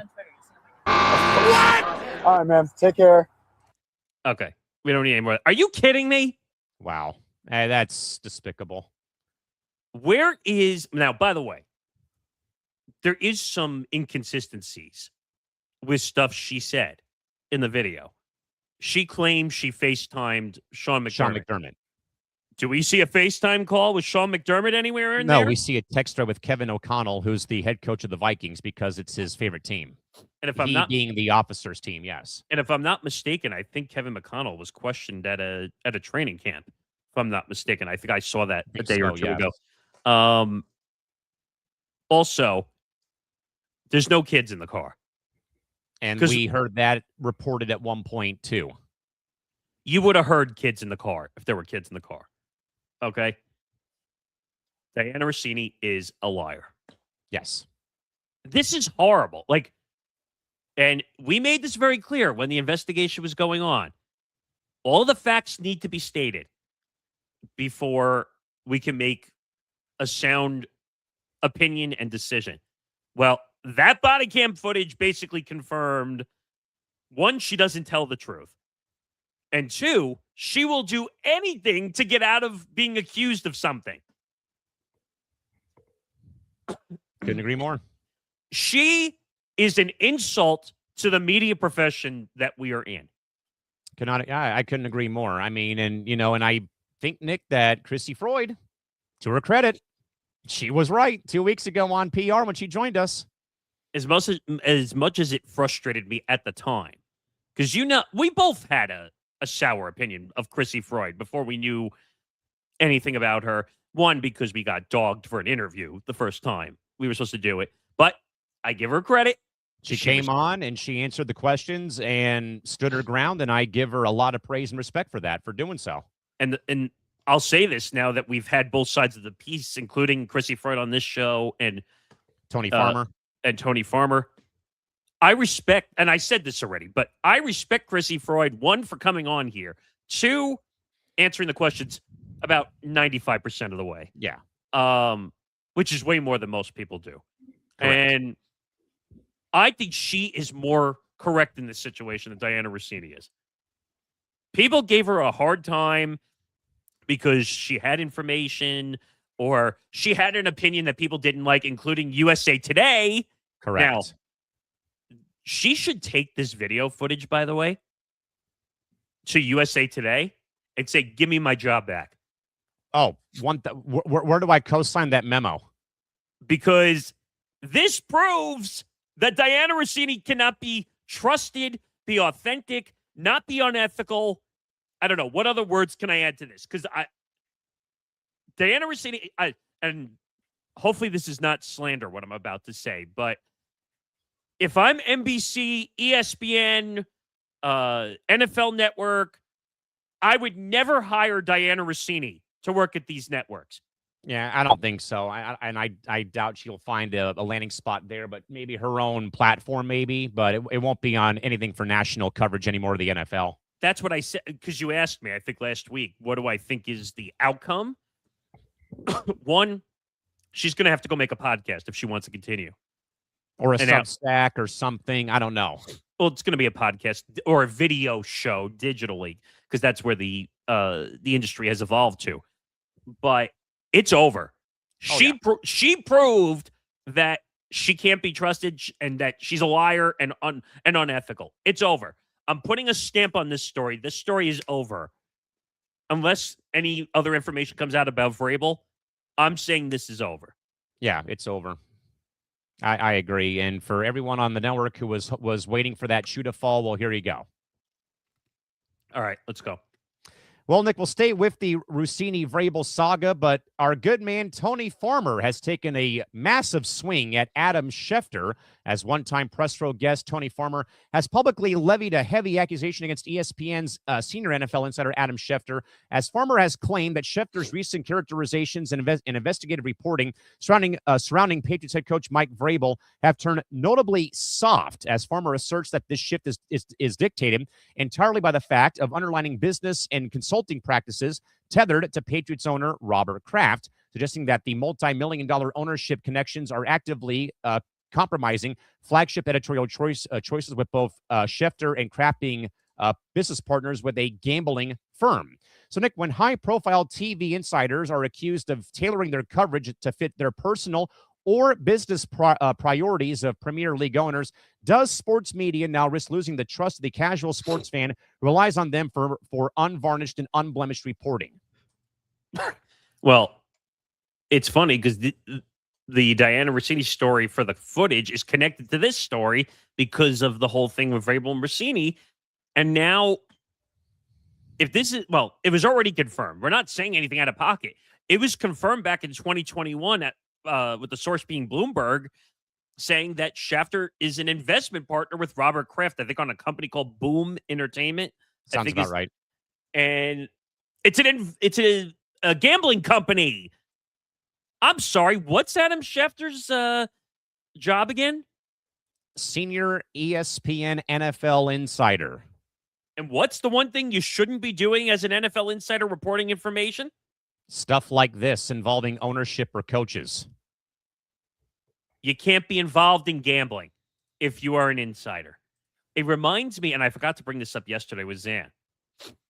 You remember when Shams got basically crucified during a coverage of the NBA draft because he had a sponsorship deal with FanDuel? Yes. Because he would leak picks. But what was the problem with that at the time? He had a deal with FanDuel. Right. So what was he essentially doing by leaking the picks? Yeah, basically going against what he's supposed to be doing to fulfill those obligations. But he's leaking the picks, which means he can control the gambling odds, because you were able to bet on when guys were getting drafted. As degenerate of a gambler as that is, you can't do it.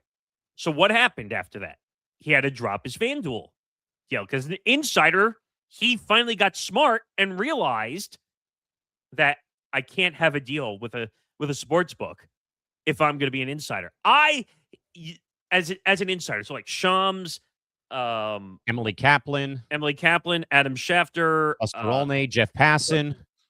They can't have deals with gambling books. They literally can control the news sector that involves bets. And that is the biggest problem.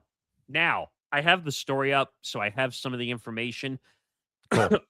Both Schefter and Kraft invested in Boom Entertainment, which I brought up, a gaming company that builds sports and casino gambling apps. Oh, my goodness. And what's the current issue that we're having in professional sports right now? Gambling, as we'll talk about in our next segment. That investment first reported by Bloomberg in 2021, 5 years ago, raised immediate questions about whether Schefter could remain unbiased in his coverage of the Patriots.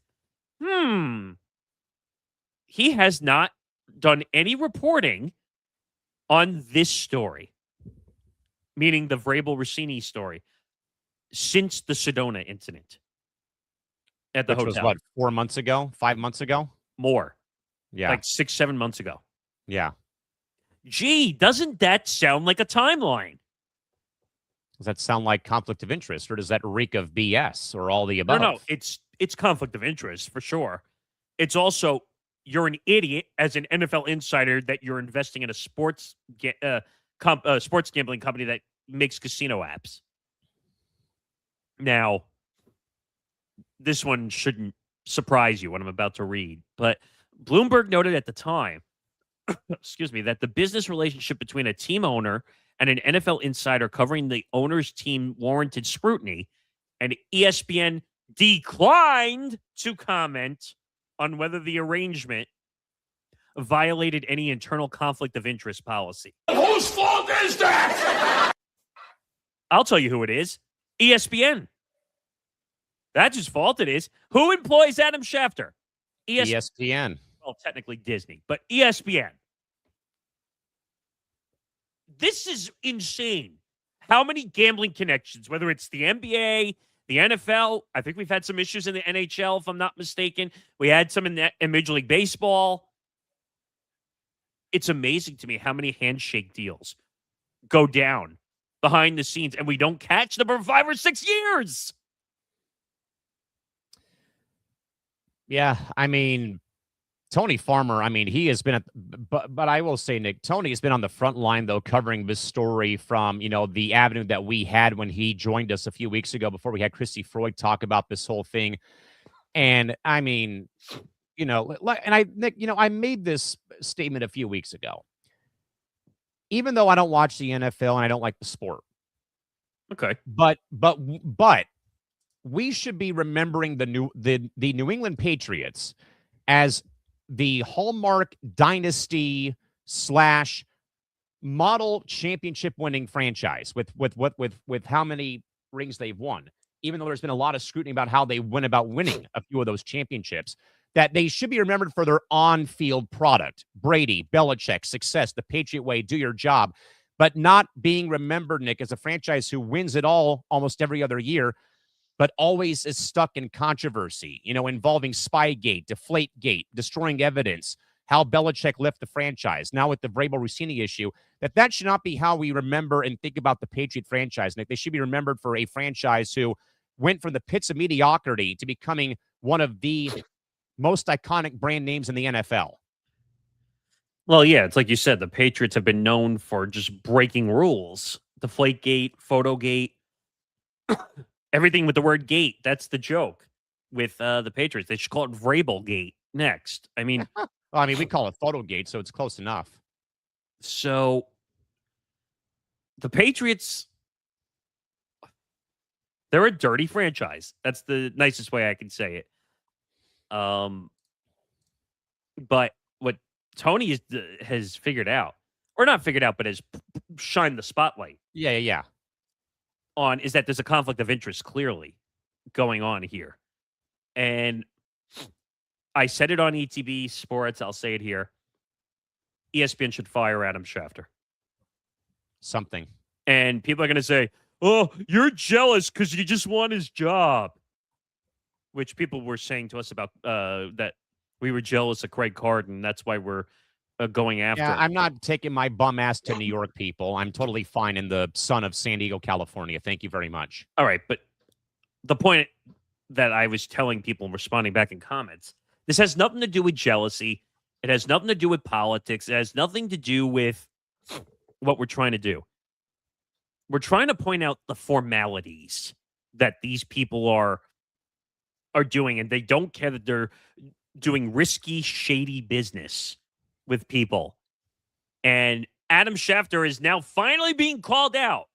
And by the way, Tony Farmer has taken some BS from people in this industry because they don't like the fact that he's actually telling the truth about what is going on behind the scenes in our industry.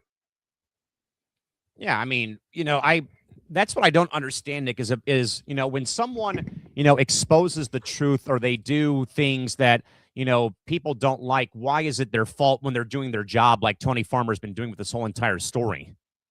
Oh, because if we expose the truth, that means we don't have headlines and stories and TikTok views and all this nonsense. All tough. The reason you get into the media business or the journalism business or the podcast business is because you want to do something that's authentic as a product. Not you don't want to lie to the audience. You don't want to do things just to clickbait like a certain person that used to be here. Which we'll talk about later, revolving his thoughts on the NHL draft when it came to Gavin McKenna being on the phone when the Maple Leafs were on the clock. The reason you enter the media business is because you want to make a difference in the industry. And you think your voice matters when it comes to topics in the industry. Not because you want to expose people and say, I got you. That's not what the industry is about. But Adam Schefter needs to be exposed. And if this goes back to 5 years ago, why didn't ESPN do an internal investigation? Oh, wait, I'll answer my own question. Because he's part of the financial bottom line, and they'll never fire him. Or as I will love to call it, it's all about wins and losses. But how do you value wins and losses as a media person? That means that you'll overlook everything else to preserve your bottom line, and that we'll worry about it later, and we have bigger fish to fry. You know what it is? They just want all the breaking news because that brings them all the clicks on Twitter and Instagram and TikTok because it generates money. Exactly. For our bottom line. Think about it. Can you imagine if ESPN didn't have Adam Schefter right now? Where would they be? Yeah, they would just, call up Pelissero to be the new guy. No, but I'm talking about over the years before the NFL Network merger happened. I think you and I can clearly admit that Adam Schefter is one of the biggest NFL insiders. Without a doubt, 100%. Now, I'm talking about before the NFL Network merger. If they didn't have Adam Schefter, they'd be in the weeds. Oh, big time, for sure. Now, you're right. Now that they have NFL Network and they bought all that in, they have Ian Rappaport, they have Tom Pelissero, they have all these guys. But they're never going to fire Adam Schefter because he's a big name. He has he's one of the more powerful NFL insider connections that ESPN has, whether it's with the owners, whether it's with the players. Heck, I heard that he buys bottles of wine and buys gifts so he can keep his connections. That's not journalism. And we, there may have been stories about, female reporters selling, what for scoops on stories with coaches, as we may have perhaps heard from certain people.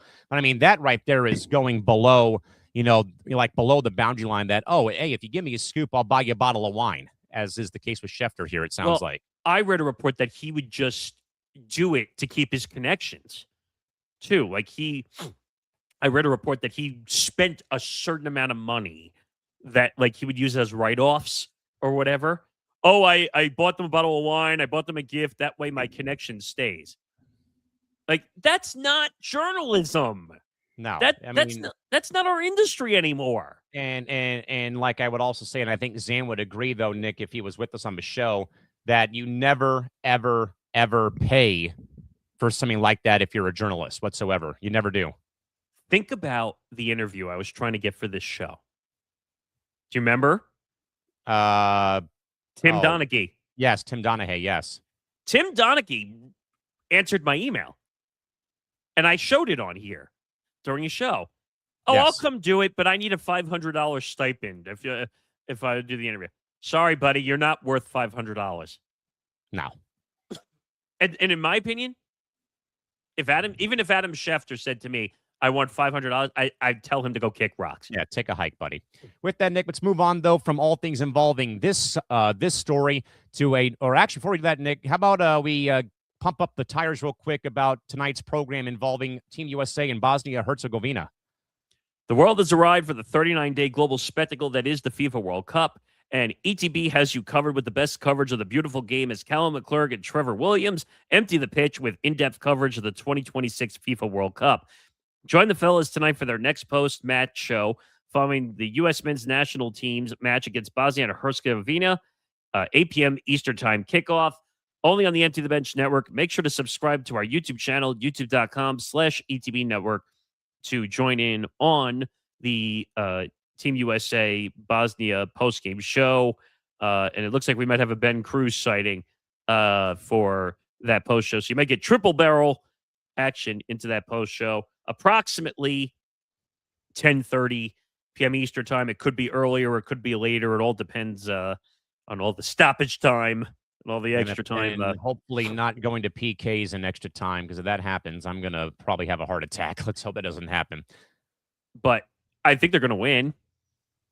They should win, yeah, right? I feel good about it. Like I told Trevor, though, before Team USA plays, though, the men or even the women, though the women are, so dominant, I still get like that nervous excitement. Like, come on, like you gotta, you have to believe that we're gonna win. So that's what it is.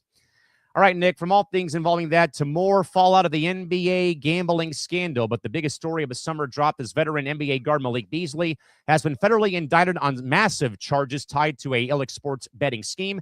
Per his attorney, Steve Haney, confirming the charges to ESPN that the DOJ is going to charge Beasley with active participation in point-shaving models and micromanipulation of individual prop bets, with the federal government now currently coordinating a voluntary surrender for Beasley sometime this week, marking one of the most severe match game-fixing investigations in modern-day basketball history. So, Nick, with still the damage done from the October scandal and now another marquee active player facing federal indictment charges for fixing individual game elements, has the NBA's comprehensive multi-billion-dollar embrace of gambling platforms finally crossed the threshold into another integrity disaster when it comes to pro basketball? You're a turkey! That's what I have to say about this whole situation. Well, whose fault is that? It's the NBA's fault, number one. But Malik Beasley, and I think we've documented that situation, but when is this going to end? I said that same thing last night. I think more is going to come out of the woodworks too. I don't think this is over yet. But the NBA has a serious problem when it comes to this whole gambling investigation. A la Terry Rozier, a la Chauncey Billups, a la Damon Jones. When does this stop? Jonte Porter, which, by the way, it has now come out as a report that Jonte Porter and Malik Beasley are now linked together. Yes. I mean, by the way, that also includes Ed Davis, who was also roped into this thing, too. But are you freaking kidding me? And they're all being linked to the same whale. If you want to explain to everybody what a whale is. Yeah, let's actually, Nick, kind of rope these two together because they both are tied in with each other with where things currently stand. Let me just kind of update the banner real quick here. So just give me like a brief moment here. But I mean, Nick, I talked about this stuff last night on Cranium. And again, like you, it drove me nuts.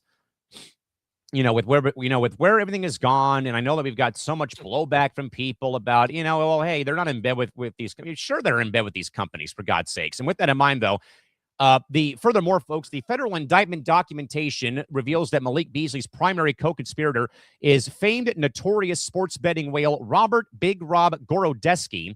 This is the same exact individual, folks, who faced sweeping federal charges 6 years ago for defrauding a private investor out of millions of dollars, with the federal prosecutors alleging that Mr. Gorodeski weaponized a network of pro athletes and used at least $8.74 million in illic funds to engineer targeted betting positions, with exploit communication links now actively tying Beasley, Jonte Porter, and veteran big man Ed Davis to the broader syndicate. So, Nick, I mean, there you go.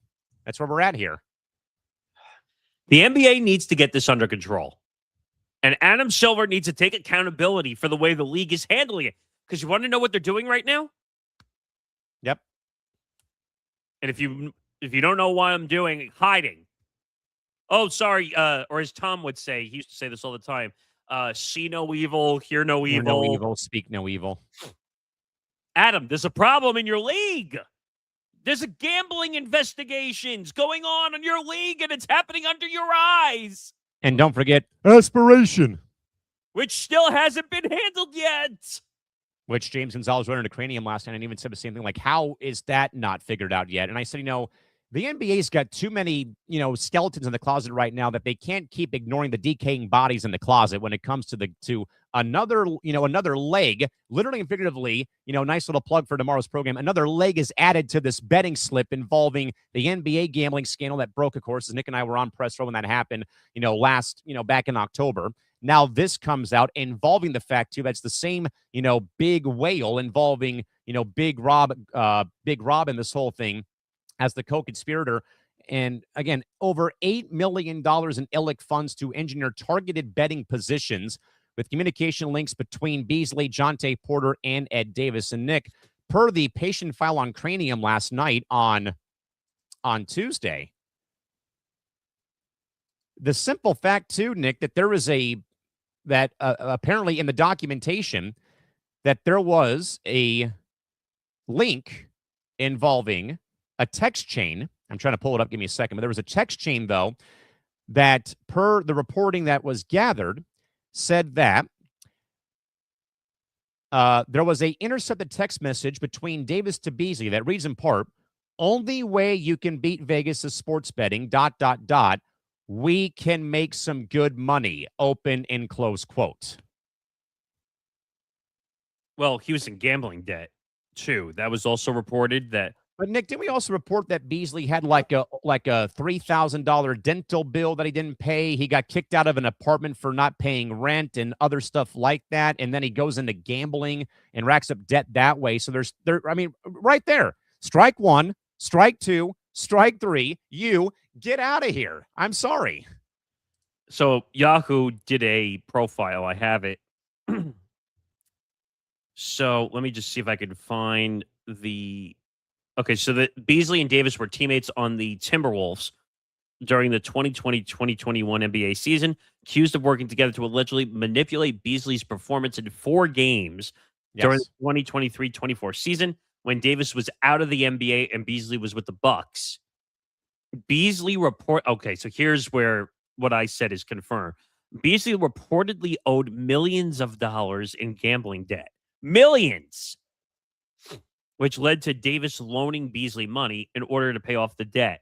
Beasley and Davis reportedly decided to get involved in a betting scheme, working with 3 others to place tens of thousands on a game Beasley played against the Cavaliers during the 23-24 season. Was that the game that we were seeing the footage on that he ran to get the rebound for? Yes. A couple of game footages have come out, though, Nick, regarding that there was some Instagram links that I sent to you that literally showed him not playing defense on a play. There was a late game steal that he had, and he dunked it to, I think, hit the spread, I want to say. Hit the over. Yeah. It hit the over. Come on, man. Beasley, not fooling anybody. Beasley was also accused of rigging a game against the Charlotte Hornets that same season, with a bettor putting money on Beasley hitting the over on his rebounds. So that's when you saw the aggressive rebound. But wait a second. A game against the Charlotte Hornets? Yeah. Were him and Rozier in on something at that time? Very well could be. Beasley, along with Davis, Former NBA agent Paulo Zamorano and 2 other men reportedly face charges. An NBA agent! Are you kidding me? By the way, I do have the names of those that were named in the documentation and that were named in the charge probe. So we have Beasley, Davis, William Brown, Big Rob, Ernesto Plasencia, and the aforementioned Paulo Zamorano, who's an NBA player agent. Right. And that's what it says here. And it says reportedly face charges of sports bribery, conspiracy to commit wire fraud, which is very high up there in charges. Honest services fraud, which that one I don't understand too well, but I've heard it. And conspiracy to commit money laundering. Beasley, 29, was set for a major payday following the 24-25 NBA season, but his free agency was disputed by a gambling investigation last June. If you remember, we covered that. So, Nick, honest services wire fraud has 6 different categories. Okay. Core elements involve scheme to defraud. The defendant devised or partook in a plan to cheat someone out of honest services through corrupt means. Duty of honest services. The defendant owed a fiduciary duty or obligation of loyalty to the victim. Bribery or kickback. The scheme involved accepting or offering a bribe or a kickback from a third party. Intent to defraud. The defendant knowingly and willfully engaged in the scheme with the purpose of deceiving somebody. Materiality. The deception was significant enough to influence the victim's decisions, and use of wire communications involving the phone, email, fax, or other electronic messaging were used to carry out the scheme involving interstate electronic communications, and it is a federal crime. So I did find the story back from July 2nd, 2025, that lists all the debts that Malik Beasley had. So I think we did this a year ago. We did talk about this, yes.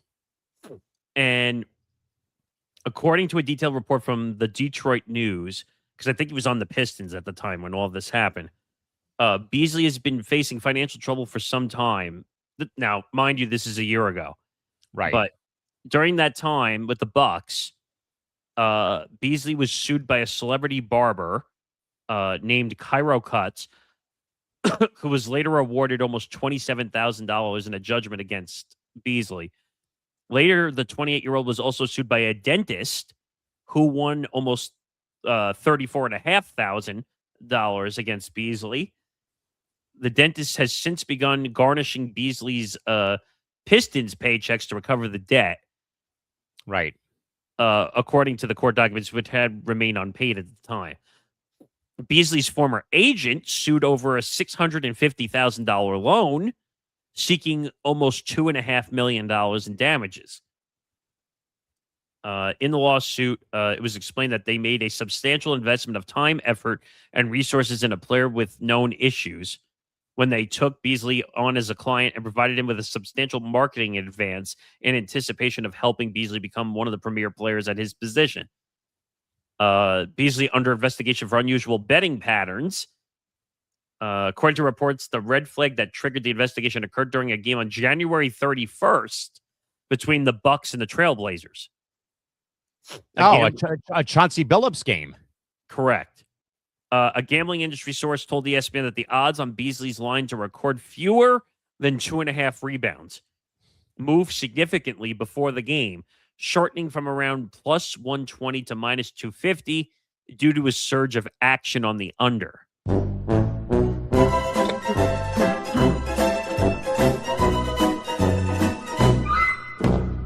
Isn't it fun to just sit here and connect the dots now to all these games that have been linked to this whole thing with either Charlotte with Rozier and now with Portland with Chauncey Billups being the head coach?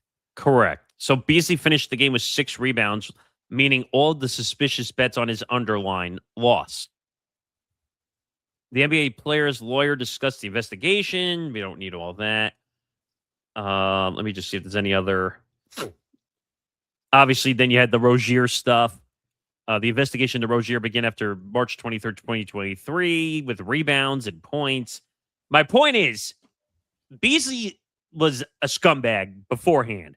Now, it's being proven that he broke the law. Oh, yeah. I mean, there's no way around this here. And again, like I said, like I said, though, on Tuesday, win is enough.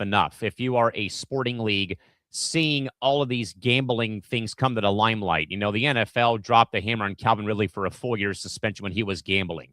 Like I said, Shoeless Joe and Pete Rose never came back to baseball, and neither is Jonte Porter. Why risk, though, Nick, all the hard work to get to the pros just to piss it all away because you want to go and gamble on sports? I mean, I found even more from SB Nation. Like, if you remember, he got a 4-year, $60 million contract with the Timberwolves. Correct. Yes. And River Capital was awarded $5.8 million in a judgment over Beasley because he never paid back a loan. Right. That he took. More lawsuits. $650,000 to Hazan Sports Management for failure to repay a loan. We talked about the haircut place. $21,505 to the Stott, a historic apartment building in Detroit, for failure to pay rent. We talked about the dentist already. We talked about the betting scandal. The guy doesn't know how to manage his money at all. And then when he got in gambling debt, he tried to cover it up with a gambling scandal. Unreal. Adam, you got to get your league under control. Or are you too busy making your deals with Amazon and NBC and all this stuff that we're just going to blind ourselves? Yeah, we got blinders on. With that, Nick, from one gambling probe to another gambling probe involving Polymarket. As decentralized prediction platform Polymarket, alongside its founder, Shane Copeland, and CMO, Matthew Modabber, have now been slapped with a comprehensive class action lawsuit. The legal filing alleges that the executives orchestrated a highly predatory and deceptive marketing campaign, mainly designed to bypass legal guardrails and entice underage and college-age Americans into using the platform for high-stakes sporting and political wagering, leveraging viral digital media to hook young viewers and users. Nick, as prediction markets explode in popularity across social media, does the lawsuit signal that regulatory bodies and consumer advocates are ready to clamp down hard on platforms operating in the legal gray areas of digital wagering? This is getting frustrating with prediction markets. I mean, Clown show! Clown show! Clown show! Clown show! now I have to say this every time we talk about a prediction market story. You know what I'm going to say. Full disclosure, we worked with a prediction market in Novig, which we will never do again. We will never work with a prediction market again because of all the legal hurdles and hoops it took to jump through to remain legal. But is this really a surprise? No. The Spurs contract. Yeah, Justin from Shams. Tobias Harris to the Spurs, 2 years, $31 million. It's a good signing for them. They needed a veteran presence, and he's a good shooter from mid-range to three. Anyway, Continue. I'm not surprised. These prediction markets need to be taken down. However the government needs to do to step in to fix this problem. Prediction markets are sleazy, and they basically are. But you could say this for sports books too. They're taking advantage. Trade in the NHL. The Sharks have acquired Oilers defenseman Darnell Nurse, per Elliot Friedman of Sportsnet. Okay. Prediction markets, sports books. We said this before. I'm going to say this again, and I don't care if people get mad at me for saying it. These leagues are in bed with the sports books. Okay? You can say all you want. No, they need to make money. They're just sponsorship deals. Open your eyes, people. They are in bed with the sports books. And they're in bed with these prediction markets. Heck, look at the World Cup. I jokingly said it after you said it last night. They had a Kalshi ads all over the what's it called things? The spinning sponsorship on the board, yes, rotator. on the board, yes. Look at the UFC. They are in bed with Polymarket. Okay? Oh, well, the reason we get in bed with Kalshi and Polymarket and all the other ones is because they're legal in all 50 states. And your point is? Man, you're a turkey! Yeah. I mean, they're being sued because they're being sleazy and they're basically going underground to control the rules. I don't know what to think anymore of these damn things, man. I mean, we already work with one shit-filled company in Novig, and now we've got this going on here with Polymarket being sued. And again, Nick, this is a very good tie-in to the simple fact, that the story here reads in part, bypassing legal guardrails and entice underage and college-aged Americans into using the platform for high-stakes wagering. We're taking advantage of young adults and causing bad habits, whether it's gambling addiction or breaking the law, doing bad things. Stop taking advantage of young people. Stop ruining people's lives because you want to use a technicality to get around the law. I don't get it, man. I mean, and who knows what really can come out of this, but not good things. Yeah, nothing good is coming out of this whatsoever. Sports books, the reason they survive is because they follow the laws. Precisely. We can't deny that DraftKings and FanDuel are regulated. They follow the laws.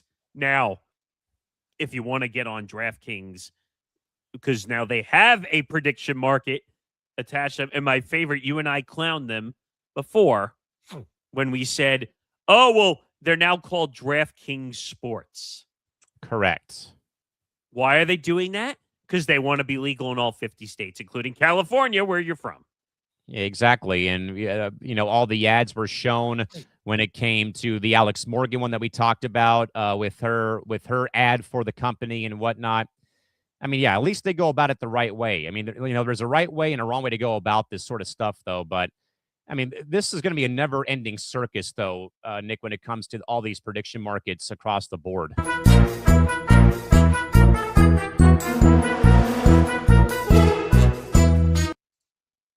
It is a circus. There's no way. The problem with prediction markets is the same problem with cryptocurrency. Yes. Where I understand cryptocurrency slightly, nowhere near what other people understand it. I'm no expert and I don't profess to be one. But prediction markets are cryptocurrency. Essentially, you're taking tokens like we dealt with in Novig. You can't use money because then it would become a sports book, a gambling app, and not a prediction market. How many times you want to tell the people I got in trouble, not because I was trying to? How many times did they write emails to us saying that I can't use the word bet? Like almost every single day of the week. Well, what is it then? Yeah, exactly. They called it a play. I'm sorry. What is the action you're doing when you're putting, whether you want to call it tokens or you want to call it money? What is that action called? Betting. I don't care if you're a prediction market or not. It's a bet, and I don't want to hear anything else. And that's why you're not legal anymore in New York and in Los Angeles, because what you're doing is betting. I don't get it.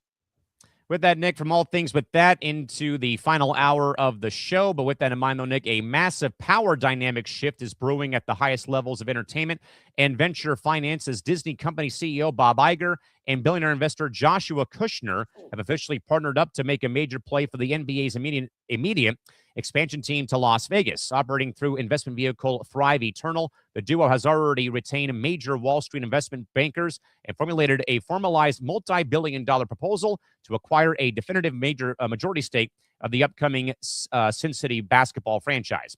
Nick, Iger running an NBA franchise while also simultaneously sitting at the helm of the Walt Disney Company, which controls the league's chief broadcasting partner of ESPN, does present a historic unseen conflict of interest. Can the NBA, though, actually approve this ownership bid without completely compromising their media right infrastructure? Do you want the BS answer or do you want the legitimate answer? You can do both. I'll give you the legitimate answer first, which is they shouldn't, because it's media. Now, Bob Iger has retired multiple times and then gets pulled back into the Disney sphere to run ESPN. How many times have we seen that? All the time.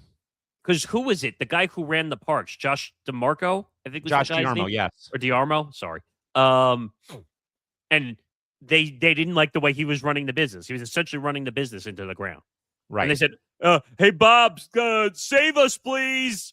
We'll give you. Oh, but no, before DiArmo, that was Bob Chapek, who was running the theme park industry into the ground. Well, it was him and DiArmo. Both ran it into the ground. Bob, save us, please. Our business is floundering. And so he got ESPN back on his feet, but I think he's going to retire soon. Again. And by the way, and even though him and his wife own Angel City FC of the NWSL too. But I think he deserves to retire. He ran ESPN successfully for decades. Yeah, I still think, Nick, I would put my faith and trust in Bill Foley to be the majority owner of his franchise. I mean, we said this, and we've been saying this though all the time, and I've been saying this a lot though, as you know, as the hockey nut of the network, along with Tom and Johnny, that what Bill Foley has single-handedly built with his ownership group, with the Golden Knights, with T-Mobile Arena, you know, having their minor league club in Henderson, having the indoor football league franchise, like literally they're coming off winning a Stanley Cup in 23 and an indoor football championship just last year with the Nighthawks, that they have built a great portfolio and a great fan base in Vegas. To me, it would feel like a bit of a slap in the face to Vegas sports fans to not have Bill Foley anchor the arena version of sports ownership again. You know, Mark Davis is Mark Davis, whatever, but that it should, though, be Foley running the NHL and the NBA franchise, if you ask me. Right, but Mark Davis doesn't own any media. Right. Or I shouldn't say own media. He's not a CEO. Correct. Of media. If Bob Iger, now I don't know, Joshua Kushner, is he part of Disney with Iger or no? I don't know where he's from, actually. Let me go and check real quick. I'm looking that up because I don't know how they're connected. Joshua Kushner is known for his role. Oh, he's a venture capitalist, exactly. Okay. Worth about $5 billion and is the son-in-law or the younger brother of Jared Kushner, too, who was... That makes sense. I should have realized by the name, but... He's also a minority owner of the Heat and co-founded social games developer Vostu. So he would have to divest from the Miami Heat if he wanted to be the new owner of the Vegas franchise. Can't be part of two NBA franchises. So founder, owner, and managing partner of Thrive Capital, co-founder and vice chairman of Oscar Health, minority owner of the Heat, co-founder of Vostu, 3 children, married to Carly Kloss since 2018. So this is standard, typical. You get a big name in media who has a lot of money, wants to own a franchise. He was also a one-time minority owner of the Grizzlies in 2019 after he got a 2.5% stake in the franchise. So he's been around the NBA before. So they're not bringing somebody in from the outside looking in. Yeah, but this is typical. You get someone who's massive in media or in sports or business, and you get a venture capital guy, and Kushner is going to be the money guy of the two. Like, Iger will, now he has money, but I think Kushner will be the main guy if they go in on this deal together. But that's a legitimate answer. They should not give it to him right now because he's still the CEO of Disney. Yes. If he divested, let me take that back. If he steps down and eventually retires and he has no connection to Disney and he's not a media head anymore that's involved with the NBA, then be my guest. Go invest in whatever you want because you're not connected to an NBA partner. Right. There was something I just came across. What do we got? 2 stories. One, this is according to Bennett Durando, who's a Nuggets beat writer for the Denver Post. The Nuggets have reached out to LeBron James to express interest in the All-Star in free agency, but according to LeBron James's agent, he told his agent, Rich Paul, to go reach out to everybody. Now, a little bit of a reversal here from Barstool. So remember we said originally that like Big Cat and PFT and the PMT guys said that there was no interest in Diana Russini. Well, there might be a little reversal coming here. Interesting. What do we got? So I'm going to open this up. So Awful Announcing did a story, and I'm assuming it's probably from an interview. Yeah, it is. So Barstool Sports founder Dave Portnoy told Us Weekly, sorry, he'd bring the former athletic NFL insider on board without a second thought, a stance that puts him well out ahead of his own network. Back in April, days after Russini's resignation, Big Cat told Front Office Sports he wasn't even sure she'd want to work at Barstool, given some of the jokes the site had made about her situation, though he figured she'd land somewhere doing independent media. But according to Portnoy, no brainer. If she wanted to work here, we'd do it. That's a reversal, by the way. Yes. Because originally, Big Cat was on that FOS interview, said that we probably would not have interest due to the situation. Why all of a sudden the 180? Are they feeling guilty about this? Are they feeling one way or another about this? I couldn't tell you. Well, I think because she's connected to Big Cat and PFT and a bunch of people at Barstool. She knows them better than anybody. First of all, you have to admit that would be the perfect spot. Yeah. Or she could be whatever personality she wants within reason. And yeah. Nick, SBJ has dropped an exclusive story, but it's behind the paywall, but on their IG feed. In a exclusive, the NBA today has wiped out dozens of league office jobs on Wednesday as part of a broader strategy to reallocate resources toward more growth priorities, including the NBA Europe League, local media, technology, and the WNBA. Commissioner Silver said the move continues a reorganization announcement last fall, with layoffs expected to be offset by new hires per the SBJ this afternoon. Wait, so is that the NBA, meaning the NBA front office, or are they talking about teams? League office jobs were wiped out today. Okay, so we're talking about the NBA as a whole. They have wiped out dozens of league office jobs as part of a broader strategy per SBJ this afternoon. They really don't have to do that. They're making profits more than ever. Yikes. We might have to look more into that because I can't give you full opinion because I don't know why they're wiping out the jobs. They're claiming it's a broader part of their strategy. It could be maybe that they're losing money. I doubt they're losing money. They just took in a $77 billion complete deal with their TV partners. So I doubt they're losing money right now. Mm-hmm. We're going to have to investigate that one further. Because I don't want to give you misinformation because I have no idea. To me, that could just be... Yes. We also, Nick, have a counter proposal today from the Major League Baseball Players Association about transaction proposals to benefit all players and build up industry momentum 35 minutes ago. Okay. In part, the MLBPA today made a series of proposals under the umbrella of transactions, rosters, and access to data as part of the ongoing CBA negotiations with Major League Baseball, with the current deal running out in December. Their statement reads in part that today's proposals are designed to improve the game, protect players' health and safety, strengthen up the free marketplace, and provide meaningful support to our full fraternity. Among the key components proposed today include expand active rosters to 28 men for the first 15 days of the season, designed to protect player health in the lead up to and just after opening day, and provide additional major league job opportunities for players coming out of spring training.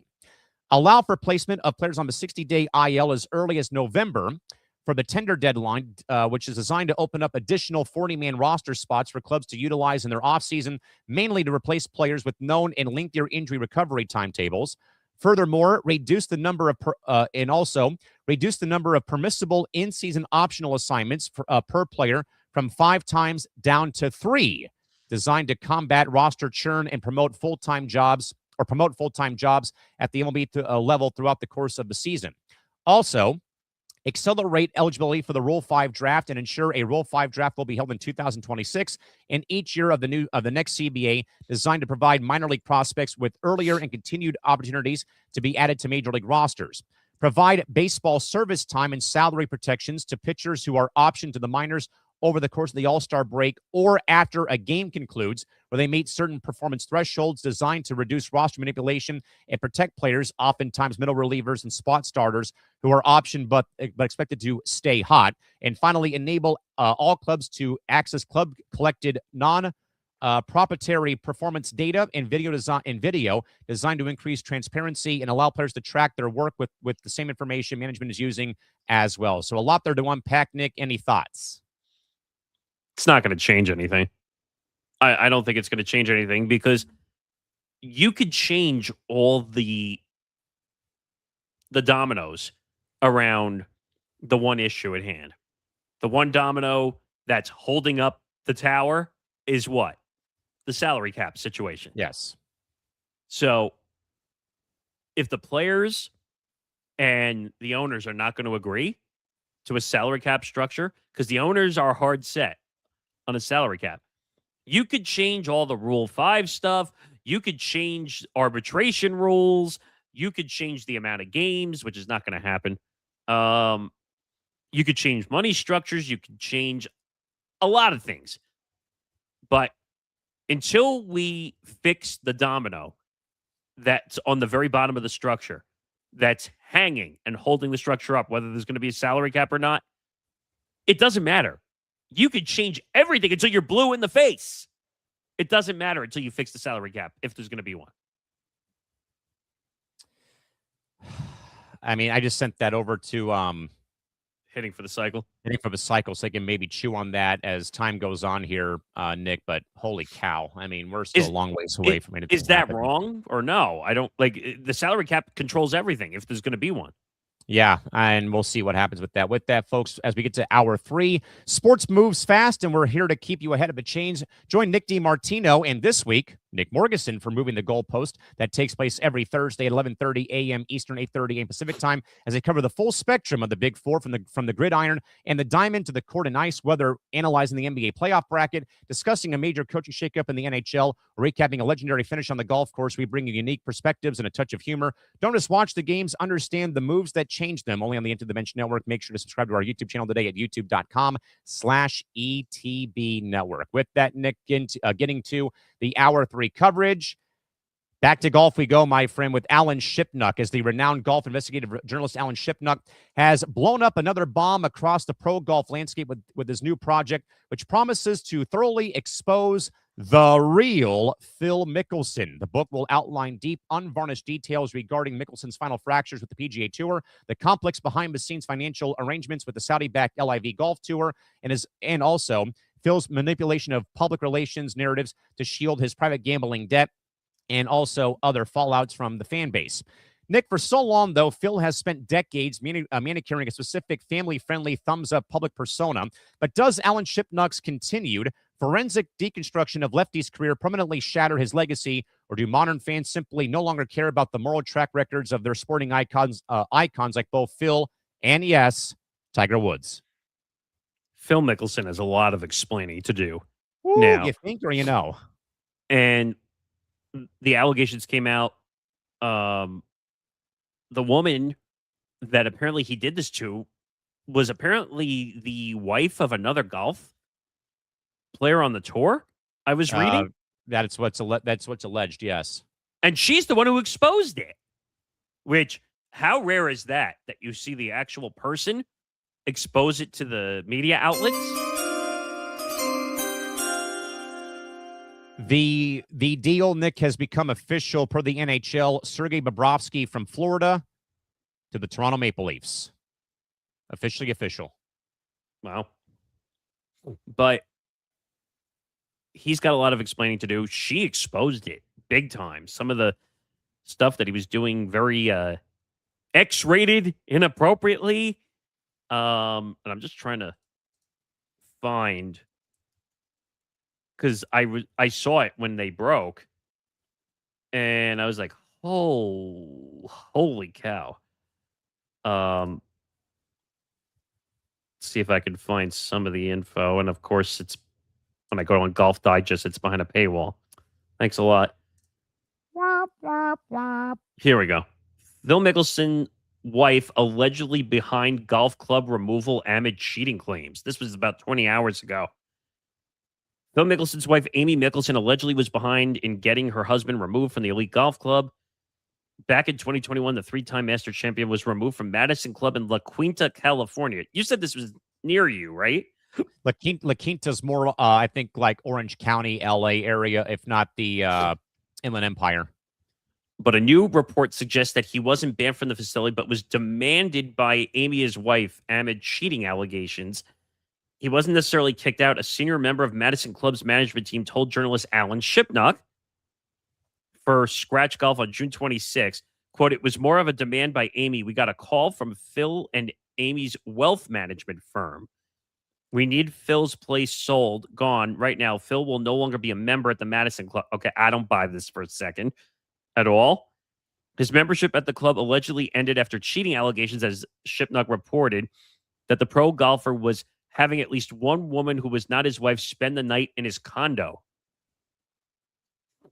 However, according to Shipnuck, it didn't end there, as the pro golfer also reportedly cheated on Amy, his wife, again at the Bridges Golf Club in Rancho Santa Fe, California. Which is in my neck of the woods. Phil would give his phone to a young man in the pro shop and pay him $500 to drive around the course for 3 or 4 hours, a club member said of the golf pro, allegedly with another woman in a property near the golf course. Amy was tracking his phone that way she would think he was out on the golf course. That gave Phil the time to sneak over to this guy's house and have his secret, I can't even say that word, rendezvous. Rendezvous, sorry. Secret rendezvous. Phil and Amy got married in 1996 and share 3 children. The golf pro's spokesperson addressed via his attorney the statements that Shipnuck made in his report. Throughout their 35-year relationship, his wife, Amy Mickelson, has supported Mr. Mickelson and their family with extraordinary grace, unwavering love, and the belief that people are measured not only by their failures, but what they do to make them right. And I'm not buying this. Wait a minute. So according to that, you could fail and do dumb shit like cheating as long as you accept the consequences. It's okay? Is that what we're getting at here? It sure seems like it. These allegations follow Phil's recent allegations when an employee at a golf club accused the 3-time Masters champion of non-consensual and inappropriate physical contact, which we had talked about. Yeah, we talked about that, I think, 2 weeks ago here on the show. This is from the woman, Ashley. That was the name we saw. Correct. I will rise up and stand next to the millions of women who have been silenced to protect the evil and darkness that lurks among us. She wrote on her Instagram story, "Thank you dearly for the love and support. My heart goes out to the countless other victims." Ashley claimed the pro golfer took out his phone and showed her a full-body picture of himself naked with an erection. Are you kidding me? My goodness. Phil's spokesperson also shed light on the sexual misconduct claims, stacking the disputed claims next to the ones that he has owned does not make them credible. It instead contributes to a false and misleading narrative. Hold the thought for just a second, because this affects Tom and Johnny and the Rangers. The Utah Mammoth are acquiring Rangers centerman Vincent Trocheck in a trade, per reports from Pro Hockey Rumors and Gabriel Foley. Okay. No person, no article, and no book can present an accurate, complete, or personal story of the life Mr. Mickelson and his family have lived. His story, struggles, and recovery belong to him and to the people who have shared it closely alongside him. Why? Yeah. If you're an idiot, you're an idiot, right? Like, Yeah. at this time, Amy nor Phil has come out with personal statements about these accusations and Shipnuck's report. Phil needs to go away. Something. Anything. And if he already burnt the bridge with the PGA Tour. Oh, 1,000%. Big time. And Live Golf is going away. Who's going to allow him to play golf anymore with all this minutia swirling around him?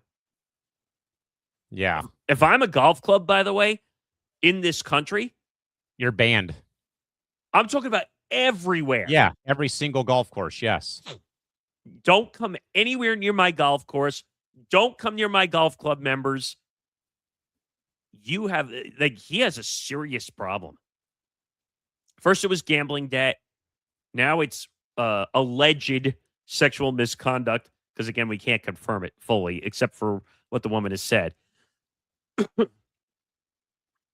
picture is wholly inappropriate. And why are you doing that when you're married? Yes. She should divorce his ass. Big time. Take him to the cleaners for whatever money you can get. Take the kids with you. If they still have kids. He needs help.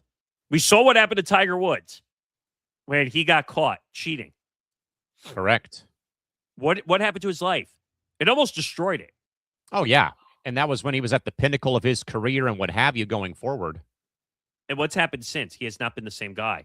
And he's had drug problems. DUI.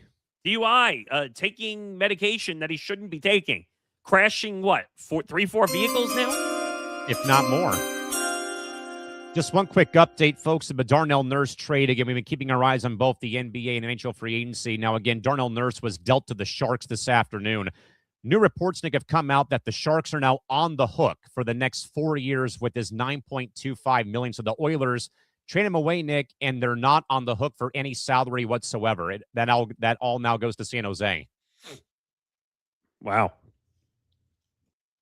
Oh, crazy stuff. I don't know. I've said a lot. I don't know. What do you think in the long run of this?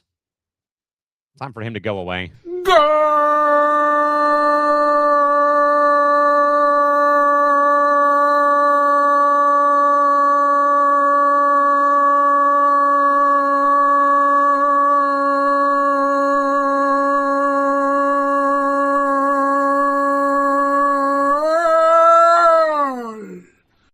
Senegal has taken the lead over Belgium in the round of 32. 1-0 they lead right now. Team USA coming up at 5 o'clock. So right now, after the first 25 minutes of play, Senegal currently leads Belgium right now. The winner of that would play Team USA or Bosnia and Herzegovina in the round of 16. With that, Nick, to all things now involving Linda Cohn signing off as an emotional cornerstone moment for the Legacy Television Broadcasting Company has arrived as Linda Cohn officially signed off the airwaves last Friday, ending a legendary 34-year run at ESPN, hosting well over 5,000 editions of SportsCenter. Linda's definitive professional run established herself as the longest-serving anchor in company history, and her departure signifies a symbolic finish line for Bristol's traditional era of personality-driven, highlight-focused studio television programming.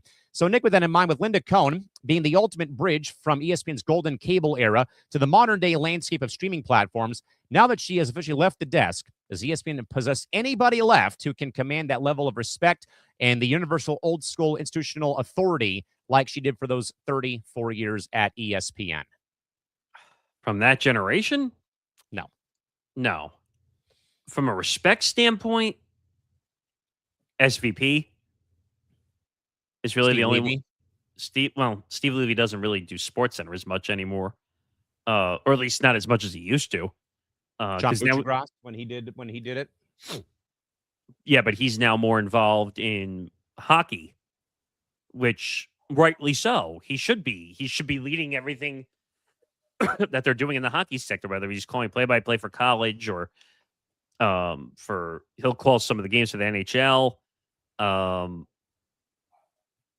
Linda Cohn is a legacy brand at ESPN. 34 years. How often does someone stay at any workplace for 34 years, 35 years? Not often. 5,600 plus episodes of Sports Center. That record will never get broken. No way. In full disclosure, I interviewed her years ago when she got to 5,000. I can't find the interview, which I'm not happy about, but she's an incredible person. Her hockey knowledge, I would put it up against anybody. I think she's one of the best. She knows all sports well, but they should have made her more involved in the NHL stuff when they eventually got it. I think she did some work for the Rangers locally on the radio. And then I think she had TV and radio stuff with the Kraken, I think at one point. Yes. So she was also brought in by the Ducks a couple times to do some marketing material for the club's 30th anniversary season. She also did a schedule release video for the team. It was either year 25 or year 30, but they actually dug up the Chris Fowler Sports Center videotape when the team got announced in 93 for their 30th season. But Linda did a full-fledged, they put like the wig on that she'd be wearing back in the 90s and like the 90s colors. And she's come to games all the time for Women in Sports Night. She's dropped the puck. She's been on TV broadcasts with the Ducks. And again, University love, though, across the whole hockey landscape and world. Yes. Now, it's interesting because if you look over the past couple of years, you had Stan and Neil, who left Sports Center. That was a legacy brand for a long time. You had Linda. They all were based out of the Los Angeles studios. Which they pretty much shuttered, except for NBA Today and a few other programs that they do in LA. But when that went away, those guys were not moving back to Bristol. You do know that they now do the LA hours live in Bristol. Yeah, which I don't think is right. Well, they wanted to save money. They didn't want to keep the studios open. But that pretty much took Linda out of the fold because she was not going to move from LA back to Bristol. Right. And she wasn't really a full-time basis employee anymore. Like, she would do fill-ins and some stuff from time to time. But it's interesting.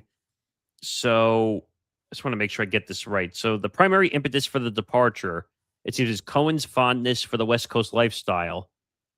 Cohen explained that just a couple of months after ESPN opted to move the Los Angeles-based Sports Center back to Bristol, she and her colleague Stan Verrett were given 6 weeks to make a decision about continuing with the network. 6 weeks! That's not right.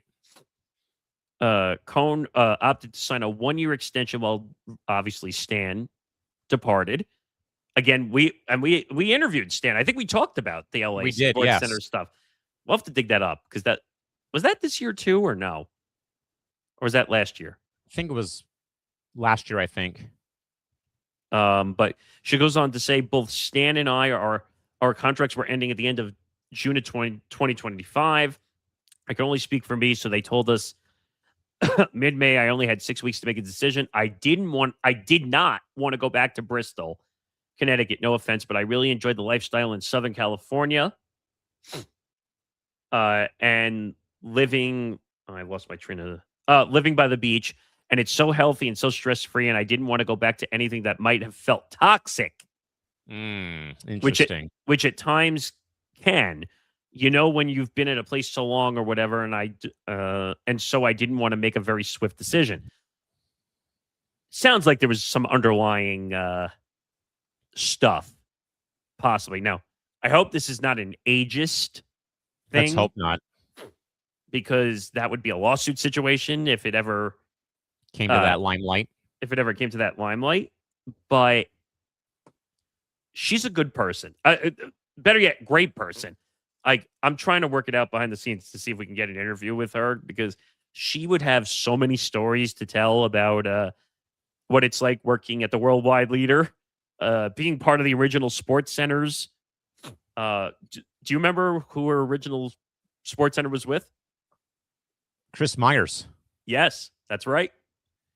There was a lot of big names back in the day when she originally did Sports Center. I was going to say, if I think back to the Big Show days, Olbermann, Patrick, Kenny Mayne, Rich Eisen, Stuart Scott, obviously. Mike Tirico, who actually did SportsCenter before he went out to be a big play-by-play star. Trey Wingo. That was brief, but yes. I'm saving this, by the way, for a small market or a benchmarks episode coming out later in September. But I always, because this year marks 25 years since 9/11. I'll just go ahead and say that that's going to be an episode here very soon, and Nick will be joining me for for the episode to get the perspective. But I recall, though, Nick, that morning when it happened out here on the West Coast, that it was Brian Kenny and Kenny Mayne who were on the set that day. And as I always remember, it was the bottom line with ESPN and ABC being partners that the ABC bulletin flashed on the bottom line right at 7 a.m. Pacific time saying, please turn to your local ABC affiliate. That there's been a emergency situation in New York. Yes. And that's how I found out was with Brian Kenny, who I can't stand now on Emily Network, and then Kenny Mayne being at the desk on SportsCenter when that news broke. Yeah, that was an interesting time too, just the way everything happened. But with Cohn being gone, with Linda Cohn being gone, like the legacy is closed. Yeah, essentially. We're now in a new era of ESPN. Nick, I want to kind of audible real quick because we have the video here from a former host of this network revolving around the NHL draft on Friday. And now, to be frank, real quick, in defense of Isaiah Leung, real quick, he did want me to make a quick clarification that the video he takes here from SAP Center happened as the draft was opening, not when the Maple Leafs were on the clock to start the draft process on Friday. So we have a quick 35-second video. Let's listen to what Isaiah had to say, and we'll go from here regarding this video about Gavin McKenna, and did the league somehow spoil him going to the Maple Leafs at number 1 before the draft or the pick was actually made. Disgraced by the NHL. You literally aren't supposed to freaking spoil the pick. You go to the first pick and he's already on the phone. What an absolute disgrace. You're supposed to keep the suspense, but no, it's a disgrace. You are a disgraceful NHL. What a disgrace. This is why this league, it's just, you can't keep your head out of your freaking ass because of this shit. Now, before we rail on this real quick, now, again, that was when, though, Nick, that the draft began its process of opening up shop and, hey, Toronto's on the clock right now and stuff like that. Now, that part I can understand from Isaiah about, why are you showing him on the phone right now, and that if this is any other league, Nick, which I totally get here, if this is any other league, they don't make that cut to the number 1 potential pick when the draft room opens up and that the draft is officially formally underway. So I get that perspective. I will, though, say, though, to counter that, this was not the moment being spoiled. Though, yes, that I will say there was some flip-flopping, that McKenna had some baggage, though, from Penn State, that there was a incident involving him being verbally harassed by fans at a bar after they played an outdoor game, and that it got a little bit chippy, and maybe that there was some physicality that he had to use, that there were remarks made about Gavin's mother, and that, again, he's also a Canadian Native American being up in Canada, and I think people probably saw that his mom was wearing a lot of the indigenous colors and stuff like that. I get Isaiah's logic, Nick, but I will say this, though. Who's not to say that Gavin McKenna in that moment is either talking to his agent or is talking to a family member who couldn't make the draft in Buffalo, New York, where he was at? Or is this something else? I don't know. But again, I understand his thought process about this would not happen with the NFL, for example. This wouldn't happen in the NBA or any other sport. And that it seems like, Nick, to his credit, though, that ESPN and the NHL still find ways to shoot themselves in the foot with certain things. Again, and this is not the first time, though, that this has happened involving something sketchy involving the draft lottery or the draft in general, regarding that there's been some issues in the past, that there was a fumbling of the ping pong balls at one point, and it gave the Rangers the first pick over LA a couple years ago. There was the conspiracies as well that, all this was done behind closed doors. Kevin Weeks spoiled the Blue Jackets getting the number 3 pick when Chicago landed Connor Bedard, and that how he went about it was not the proper way to do so. Now that the NHL, Nick, has gone the route, and now the NBA is going to finally do it, show the actual lottery machine when the lottery is taking place on the screen. But Nick, I think but I still think though, I get Isaiah's point though, but I think though this is a little bit reaching for straws, that just because the guy's on the phone when the number one pick is on, is on screen. Again, that could be a lot of people that he's talking to. It's either an agent, maybe it was the Maple Leafs, for all that we know, but I'm more of the belief that's somebody who was probably not able to make the draft saying, "Congrats, kid, you made it." Your thoughts? So there's quite a few questions I have from the video. Okay. There's context missing from the video. What happened before that on the feed? Before, he's only showing him taking a call, which, by the way, he's assuming is the Maple Leafs, which I'm going to say this right now, Isaiah, you can't assume who's on that phone because you can't hear what's on that phone. You can't hear anything that's being said. It could be a family member. It could be a friend. It could be his agent. Could be a multitude of things. It could be a business partner. I doubt it, but he has no right to assume that that's the Toronto Maple Leafs. Now, was he usually the number one overall pick is a automatic? It's a foregone conclusion usually, and he was long. Though Isaiah was right though that it could have been him or Ivar Stenberg who went to the Sharks at number 2. That they could have flip-flopped because, as I said, though, that McKenna had some baggage involving his personal life away from the rink. Again, there was an incident after Penn State played an outdoor game at Beaver Stadium where some fans began to troll him about his mom and about his family, and that Gavin perhaps may have clocked somebody in the face, though that report turned out to be false, and that could have come with it, though. But at the end of the day, though, I like I said, though, Nick, I don't like the jumping to conclusions, though. Like, I get that it looks sketchy, but again, that's somebody close enough to him. Now, yes, his family came with them, but who's not to say, though, folks, that's a friend of his that couldn't make it, or that's a family member who was probably ill and couldn't make it, or what have you. Well, that's the point I'm trying to get at, that you can't assume, and this is Isaiah Leung Logic 101, that we assume everything we look at means that the league is at fault for stuff. But you can't jump to a conclusion there and say that that's the Maple Leafs. Isaiah, you need to show the context before on the ESPN feed what happened and not just show him on the phone. You're missing a key piece of the feed to show what was going on before they showed him on the phone. Would you agree? Yeah, I think so. And again, that was before they actually made the selection, which thankfully, by the way, the NHL, you only get 3 minutes to make up your mind. You don't get 15 or 10 or 30 minutes to make up your mind. You get 3 minutes to make the pick and go from there. But also, I would also agree with Isaiah just a little bit, because then when they do make the announcement of McKenna, it becomes a full-fledged circus, Nick, with Bettman coming out, and then you have Justin Bieber come out to make the pick. Like, what are you guys doing? Stop making this a damn spectacle and just get on with the damn draft. But hold on. That wasn't what we were fully talking about with the question at hand. The question at hand was Isaiah over the top saying that the phone call was the Toronto. Maple Leafs?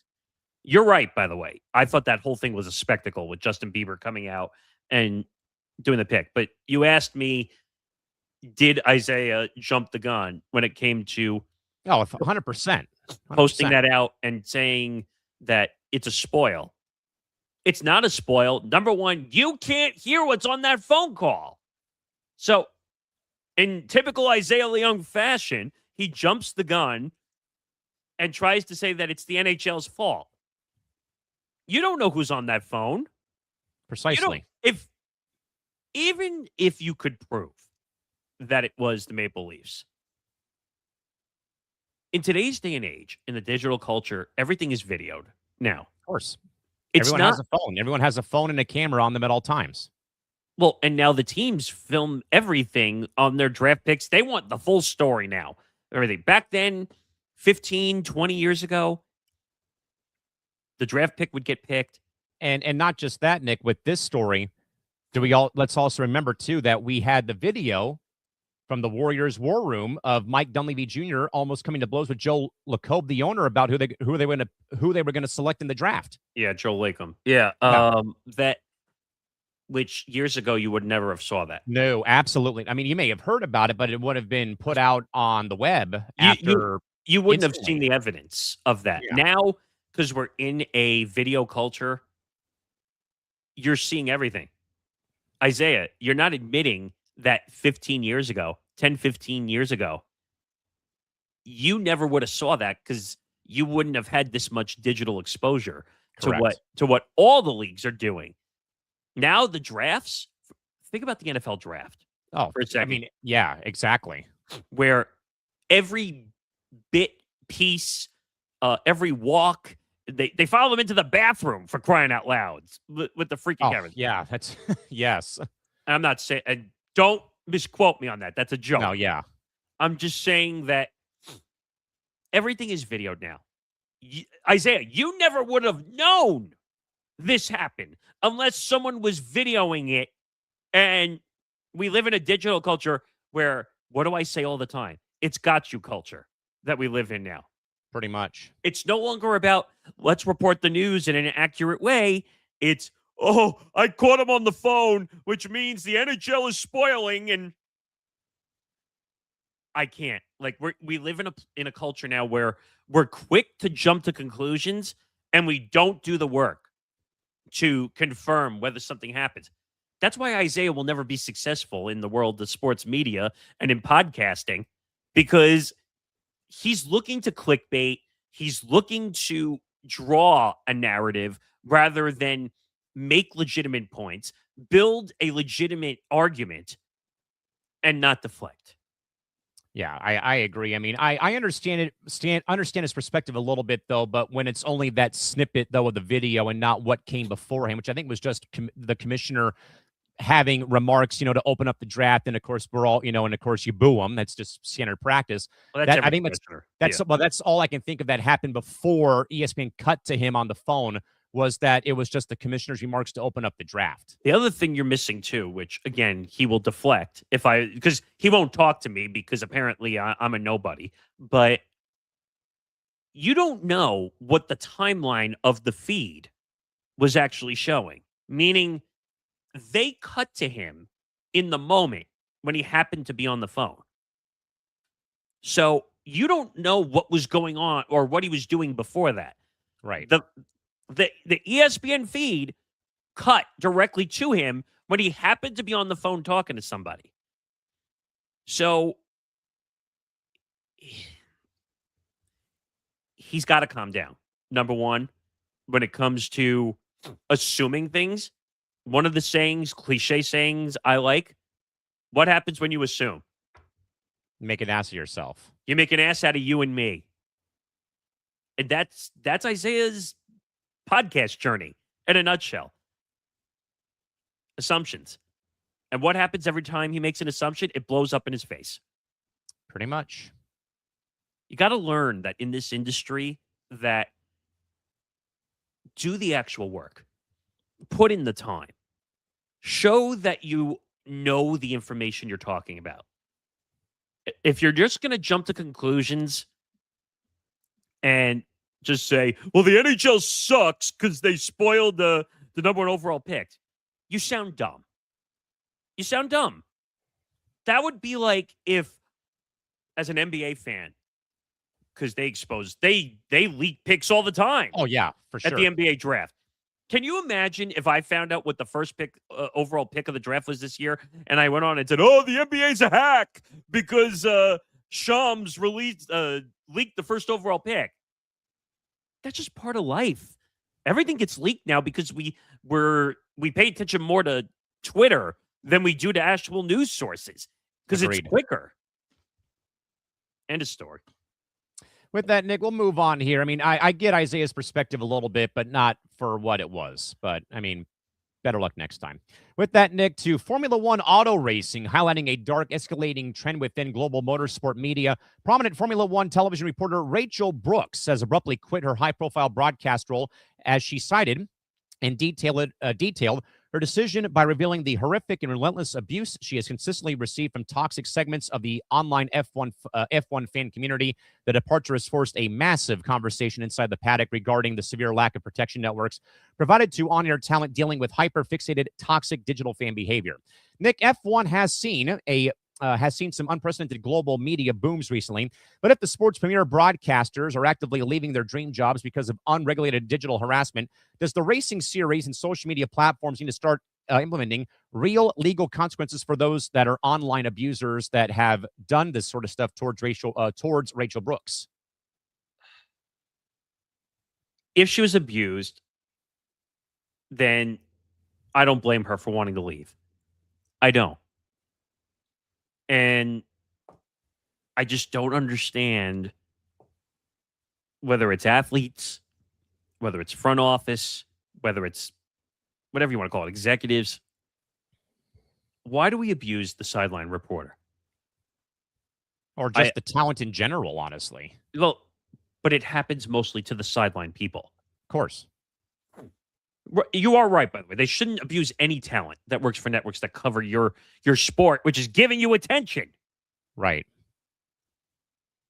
Yeah, it says that she's leaving Sky Sports.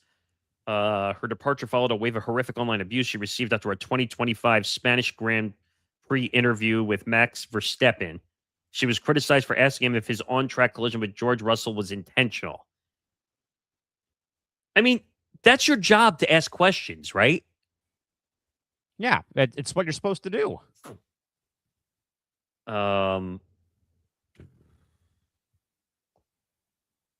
When you work a sideline job, or you're a radio host or a TV host, your job is to give thoughts on the world of sports.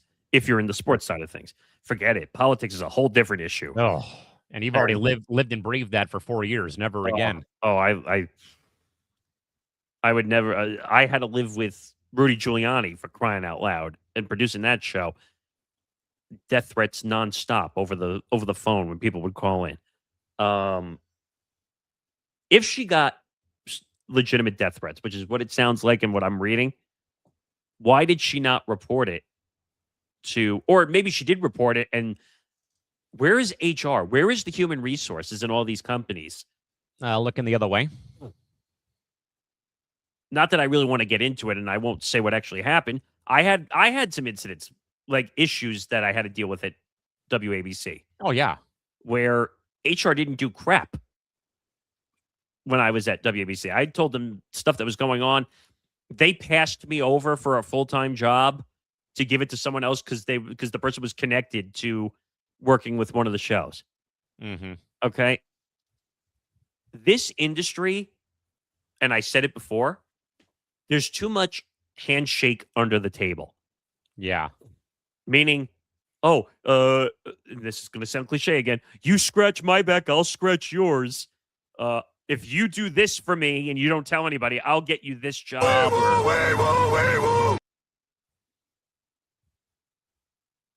Yeah. Dansby Swanson has a 3 home run game for the Cubs against the Padres today. Yeah.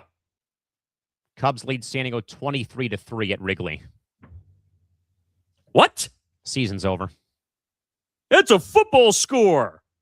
No, we don't have a football team here anymore, sadly. So yeah, but that's like a football score. Jesus. Yeah, Nick, this whole thing, though, I mean, I agree 100%. And I really think, Nick, that this whole thing, though, about the fan behavior towards, like you said, though, to the sideline reporters, I really think this all began, though, Nick, before the digital age began. The peeping Tom with Aaron Andrews is kind of how this whole thing, I really think, did begin, if you really ask me. And that became a very, public, legal case and whatnot. But it's always, though, Nick, that pocket of fans who go after, usually, Nick, the female sideline reporters, because you never played football. You never did this. You never did it. It's the easy way out because they have to, pump their chest out like they know what the hell they're talking about online. By the way, she was very close to completing 14 years at Sky Sports covering F1. Damn.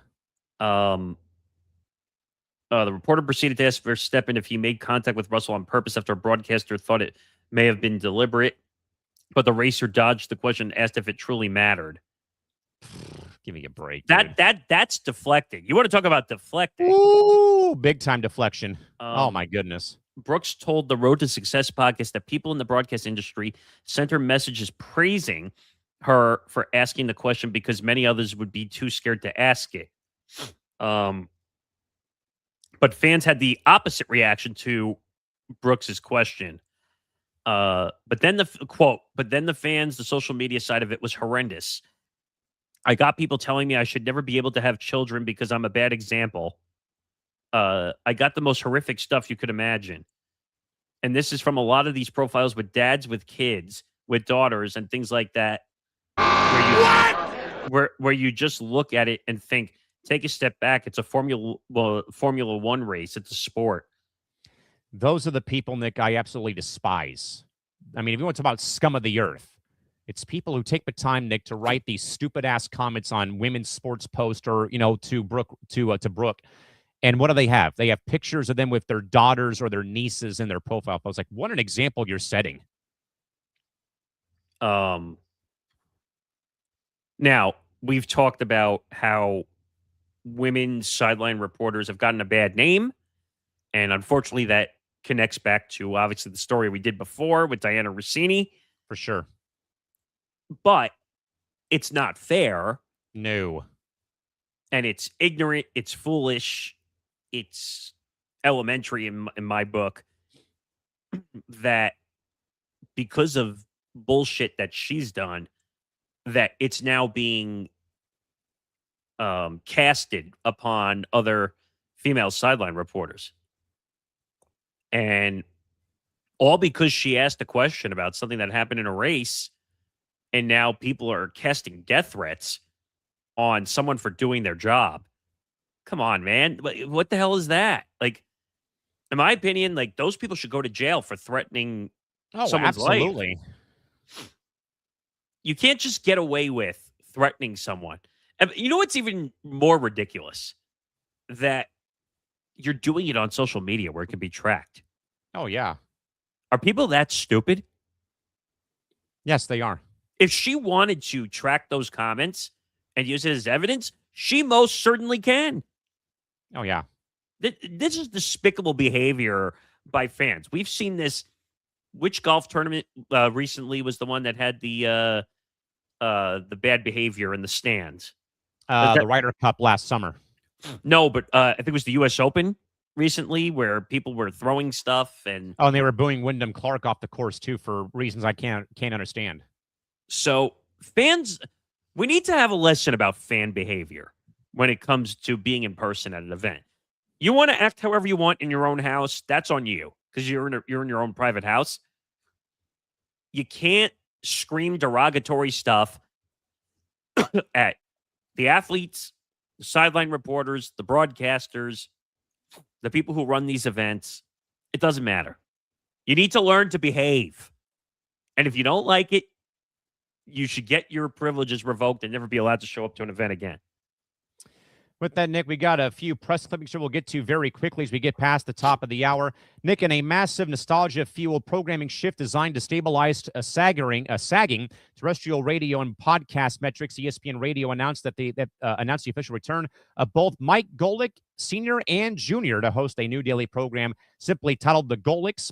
The move marks an intentional return to the conversational, chemistry-first sports talk layout that defined the network's morning glory years before a series of corporate shakeups fractured the radio lineup.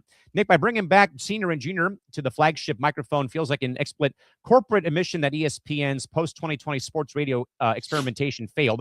Hit some old-school family dynamic chemistry, resurrect a legacy media platform in an era owned by hyper-specific digital video niches. This was a perfect move by ESPN. Mike Golick Sr. has been known for being at the worldwide leader for 25 years before they inexplicably parted ways all over the stupid greenie with Mike Greenberg. And for some reason, that whole thing was a mess when Mike and Mike ended. and they were trying to find a spot. Then that went to Golick and Wingo with Trey Wingo, that whole thing. Greenberg went off to do Get Up. Not a big fan of it personally. I feel like Golick is the fun former athlete, knows when to be professional when necessary. And Greeny is kind of a little more too corporate at times. I think he'll follow all the rules. And he took over and did a solo radio show for a while called Greeny. And then he realized between the NFL draft and all this other stuff, he couldn't do the radio show anymore. It was rumored that they were going to offer it back to have Greeny and Golick do the 10 to noon slot. You want to know who said no? Can only imagine. Oh, it was Greenberg who said no. Oh, yeah. Everyone thinks that Greenberg is like this fun-loving guy who, like, everyone should be, we want to do stuff with him. Greeny has a weird side to him. He's a bit of a strange cat. A little bit of a hothead, a little bit of a, I get to host everything, blah, blah, blah, blah, blah. He's one of the higher paid talents at ESPN, not compared to Stephen A. or McAfee, because McAfee is now rumored to be possibly getting $60 million a year. Yeah, I agree. Greeny is a weirdo. His food habits apparently are weird also. Nick, in some somber news a little bit, but of course, tennis legend and premier ESPN tennis analyst Chris Everett announced before the beginning of Wimbledon that her ovarian cancer officially returned again. Chris shared the difficult update with the public, explaining that her immediate medical treatment and chemotherapy protocols will in fact stop her from covering this year's tournament in London, leaving a massive void in the network's premier commentary team as Mary Jo Fernandez filled in for Chris alongside Chris Fowler during Serena Williams' match with Maya Joint on Tuesday. Nick, Chris's expert tactical analysis has been a hallmark, though, of Wimbledon broadcasts for decades. But as she steps away again to fight cancer again, how can ESPN reconfigure its marquee grass court presentation to fill the gap left by her definitive analytical voice over the course of a tournament? I feel bad for her because this is like the third time that this is the third time in 5 years that the cancer's come back, I think. I mean, you and I had talked about this, I think, last night, the day before, that unfortunately, when you unfortunately have cancer once, it comes back. Your percentages of, now you could recover and go into remission, but the odds of you getting cancer again go up. And then I think if you look it up in medical stuff, when you get cancer again and again, it gets worse because the body can't stop it as much when you end up with it again. She's one of the best, I think, at handling the coverage for tennis. Hopefully Nick, she gets better. Yeah. Third time that Everett has had cancer. She was first diagnosed in 2021. After having periods of remission, the disease came back 2 years later in 2023, and for a third time in June of this year. Yeah, I mean, it's sad. Unfortunately, cancer sucks. Like, and I've seen it affect my family. I think you've seen it too. Big time. It's tough. Like, when someone gets cancer, it's, what do they say? It's, you got to win the war, not the battle. Like, exactly. Because it's a war. It takes time. Like, and unfortunately, some people don't survive it either. But I feel bad for her. Hopefully she can recover. Let's hope and pray that does happen. And Christy also agrees. I mean, everyone's been affected by cancer in some capacity. In some way, shape, or form, so everybody has. Nick, up north, the Canadian Football League has drawn the definitive institutional directive to all front offices, confirming that no club will be allowed to sign Brendan Sorsby under any structural framework as the CFL League office. Cited a series of unfulfilled international eligibility parameters and underlining contractual irregularities, permanently halting any professional gridiron transition north of the border for the young quarterback. Nick, the CFL has historically, though, been a landing spot for quarterbacks or for players, though, like Warren Moon. But when the league office issues a unilateral blanket ban on an individual player for its 9 franchises, Does it suggest a serious behind-the-scenes breakdown in communication or protocol between the players' representation and of the CFL? This is starting to become borderline laughable to me at this point because the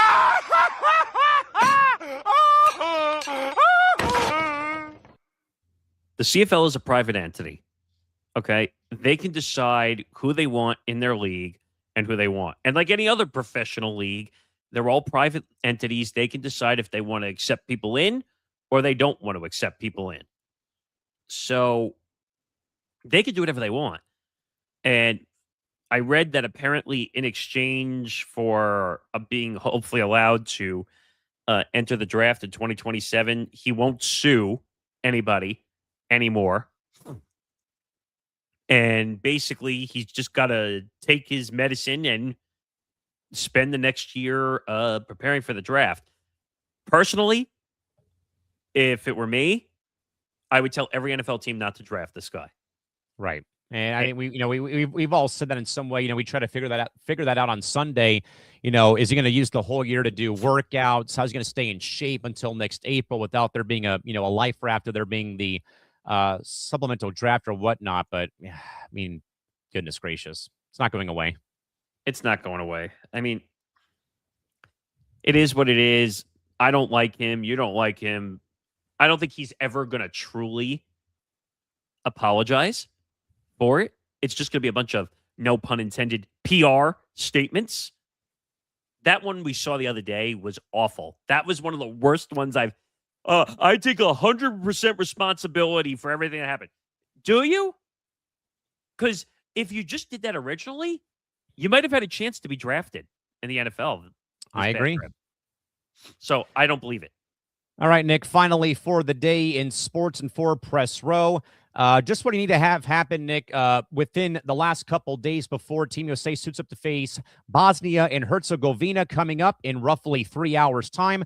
But a viral TV news report covering the FIFA World Cup has ignited a massive international controversy as Abigail Velez of KABC 7 in Los Angeles is facing severe professional backlash and intense public condemnation online following a series of highly insensitive, dismissive remarks made on air regarding the country of Bosnia and Herzegovina during a live crowd broadcast. The incident has cast a uncomfortable shadow over local broadcast coverage just hours before Team USA faces them in the round of 32 from Santa Clara, California on Wednesday night.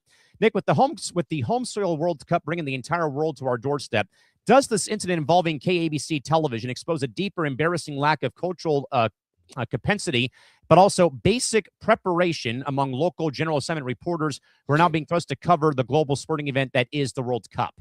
This is ignorance. I can say that right off the bat. I have to see if I can find the quote quickly again. But she basically said that you can't find it on the map. Who are these people, so on and so forth, in a way. Which bothers me because it doesn't matter if you're a sports reporter, entertainment reporter, news reporter. You look stupid. You look stupid on TV saying that you don't know where Bosnia is on a globe. And you're covering the biggest event in the world right now, the FIFA World Cup. You can't say that. Yeah, I mean, for those that are wondering, by the way, Bosnia is located in Southeast Europe, basically near Serbia, Montenegro, and Croatia. I found the quote. Quote, I could not point out where it is on a map. She said, I don't know the first thing about Bosnia, and I don't want to know. That's because Team USA, we're back. We're better than ever. That's next Wednesday because this was what? Get prepared, Bosnia, because you don't want it. You don't want it like that, but you're going to regret it. What? Nick, what's the old saying in sports? I know that you played tennis competitively, but what's the one thing that you never do to the opponent? You don't give them bulletin board or whiteboard material when it comes to before the game starts up. Yeah, you don't or extra motivation. Yeah, that's the one I know the best. Don't give your opponent incentive or extra motivation to come out and beat the crap out of you. Now, this is a little different because this is a reporter. I don't think they're going to use this as bulletin board material. I just don't see it that way. It's still bad.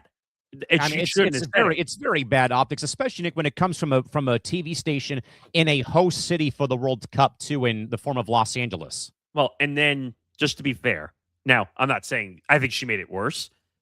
She comes out and what does she do afterwards? She makes Apologizes. in a poor effort to have a little fun with the World Cup competition. You already lost me right there. Yeah. But I took it too far and made a thoughtless comment on air that was insensitive and inappropriate. I apologize to the people of Bosnia and the Bosnian football team. The World Cup is supposed to be about uniting communities around the world, and my comment didn't reflect that spirit. Wishing all the teams the best as they continue their World Cup journey. You lost me.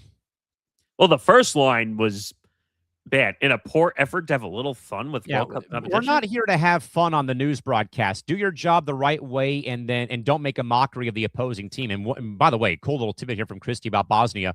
They actually hosted the '84 Winter Olympics after they came to LA in '84 for the Summer Games. Yeah, I mean, come on, people. Like I said, I've said this many times. When even in news radio, when I worked, it was about making sure the information was accurate. You're being appropriate when handling stuff on air, and you don't say anything that could get misquoted. Okay. And yet, what do you do? TV, it's worse because you can see it and people will clip it. Radio, it's a little bit harder. Like you would have to go back and listen to the feeds and find it. It's inexcusable either way. Yeah. But I think she made it worse by saying in a poor effort to have a little bit of fun with the World Cup competition. Did you see, though, what she did before she made the apology, though? No. She tried to make her accounts private so that she couldn't be attacked. That made it worse. So now you're running from it and trying to hide from it. Right. But long story short, she made an ass out of herself. I hate to say that, but because I worked in the news profession from a radio perspective, but think before you speak is the nicest way I could say it. But reminder coming up after the show, join Callan and Trevor and Ben for the U.S. men's national team post-match reaction show following their match against Bosnia and Herzegovina. Should be somewhere between 10:15 and 10:45 Eastern, somewhere in there. Hard to say when because we don't know when the game will end. I'm assuming it'll probably be a little faster. Hoping. We'll see. Hopefully we don't go to PKs. Then we'll have a whole different issue. I may have to go live there right then and there to get the reaction of watching the penalty kick shootout. That might be fun, actually. See, we're sparking ideas as we're sitting here doing press row. But yeah, don't miss that. Next show, July 8th, 2 p.m. Eastern, 11 a.m. Pacific. I am working on some interview stuff. We'll see if it comes through. Don't want to say anything yet because, again, that looks stupid. I'm not going to. But 2 p.m. Eastern, 11 a.m. Pacific, July 8th.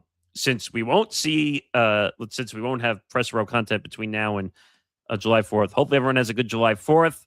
Yes. Please be safe and don't do anything stupid. Call an Uber, call a Lyft. If you're going to drink. Please be careful if you're going to light off fireworks too. Don't become Jason Pierre-Paul. Oh yeah, where he blew his fingers off, right? Yeah. How about just go to an event and watch the fireworks? That might be easier. I've done that many times. Or if you get the idiots like on my block, they just start firing fireworks. So I get a fireworks show for free anyway. So I just look up in the sky. But yeah, we're working on a ton of stuff. Make sure you follow everything we're doing. Follow us at Press Row ETB on Twitter and Instagram. Follow the Empty the Bench Network at ETB Network, Twitter, Instagram, and TikTok. Subscribe to our YouTube channel. Excuse me, youtube.com/ETB Network. Like, comment, subscribe, hit the notification bell.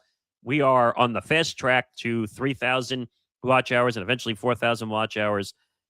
So please help us there. Thank you to Ray Clay, legendary Chicago Bulls PA announcer. We will get you that interview separately. You will be able to view it instantly once this show ends because it will be in the full replay. But we will grab that interview. We might clip some of that this week too because there was. We will be absolutely. So great interview. If you want to go back and listen to 90s championship basketball culture with the Chicago Bulls, we talked about some of today's announcers in the NBA for PA. We talked about the Alan Parsons Project, which obviously being the famous song for the Bulls. So go back and check it out. But anything else to say before the show ends? Go USA is all I have to say. And hopefully it's not a late night, considering we've already done a 3-hour show. Yeah, I think we'll be all right. But that'll do it for the show. The one I can say is we might have Tony Farmer at some point. Again, because I've already been talking to him. Yeah. I'm kind of curious what he has to say about the Adam Schefter thing, since no one else will listen to him. But yeah, have a good day, everybody. Enjoy the July 4th weekend, and we will be back. So for Callan McClurg, I'm Nick Morgasen. Have a good day, everybody. We will see you later next week. We follow the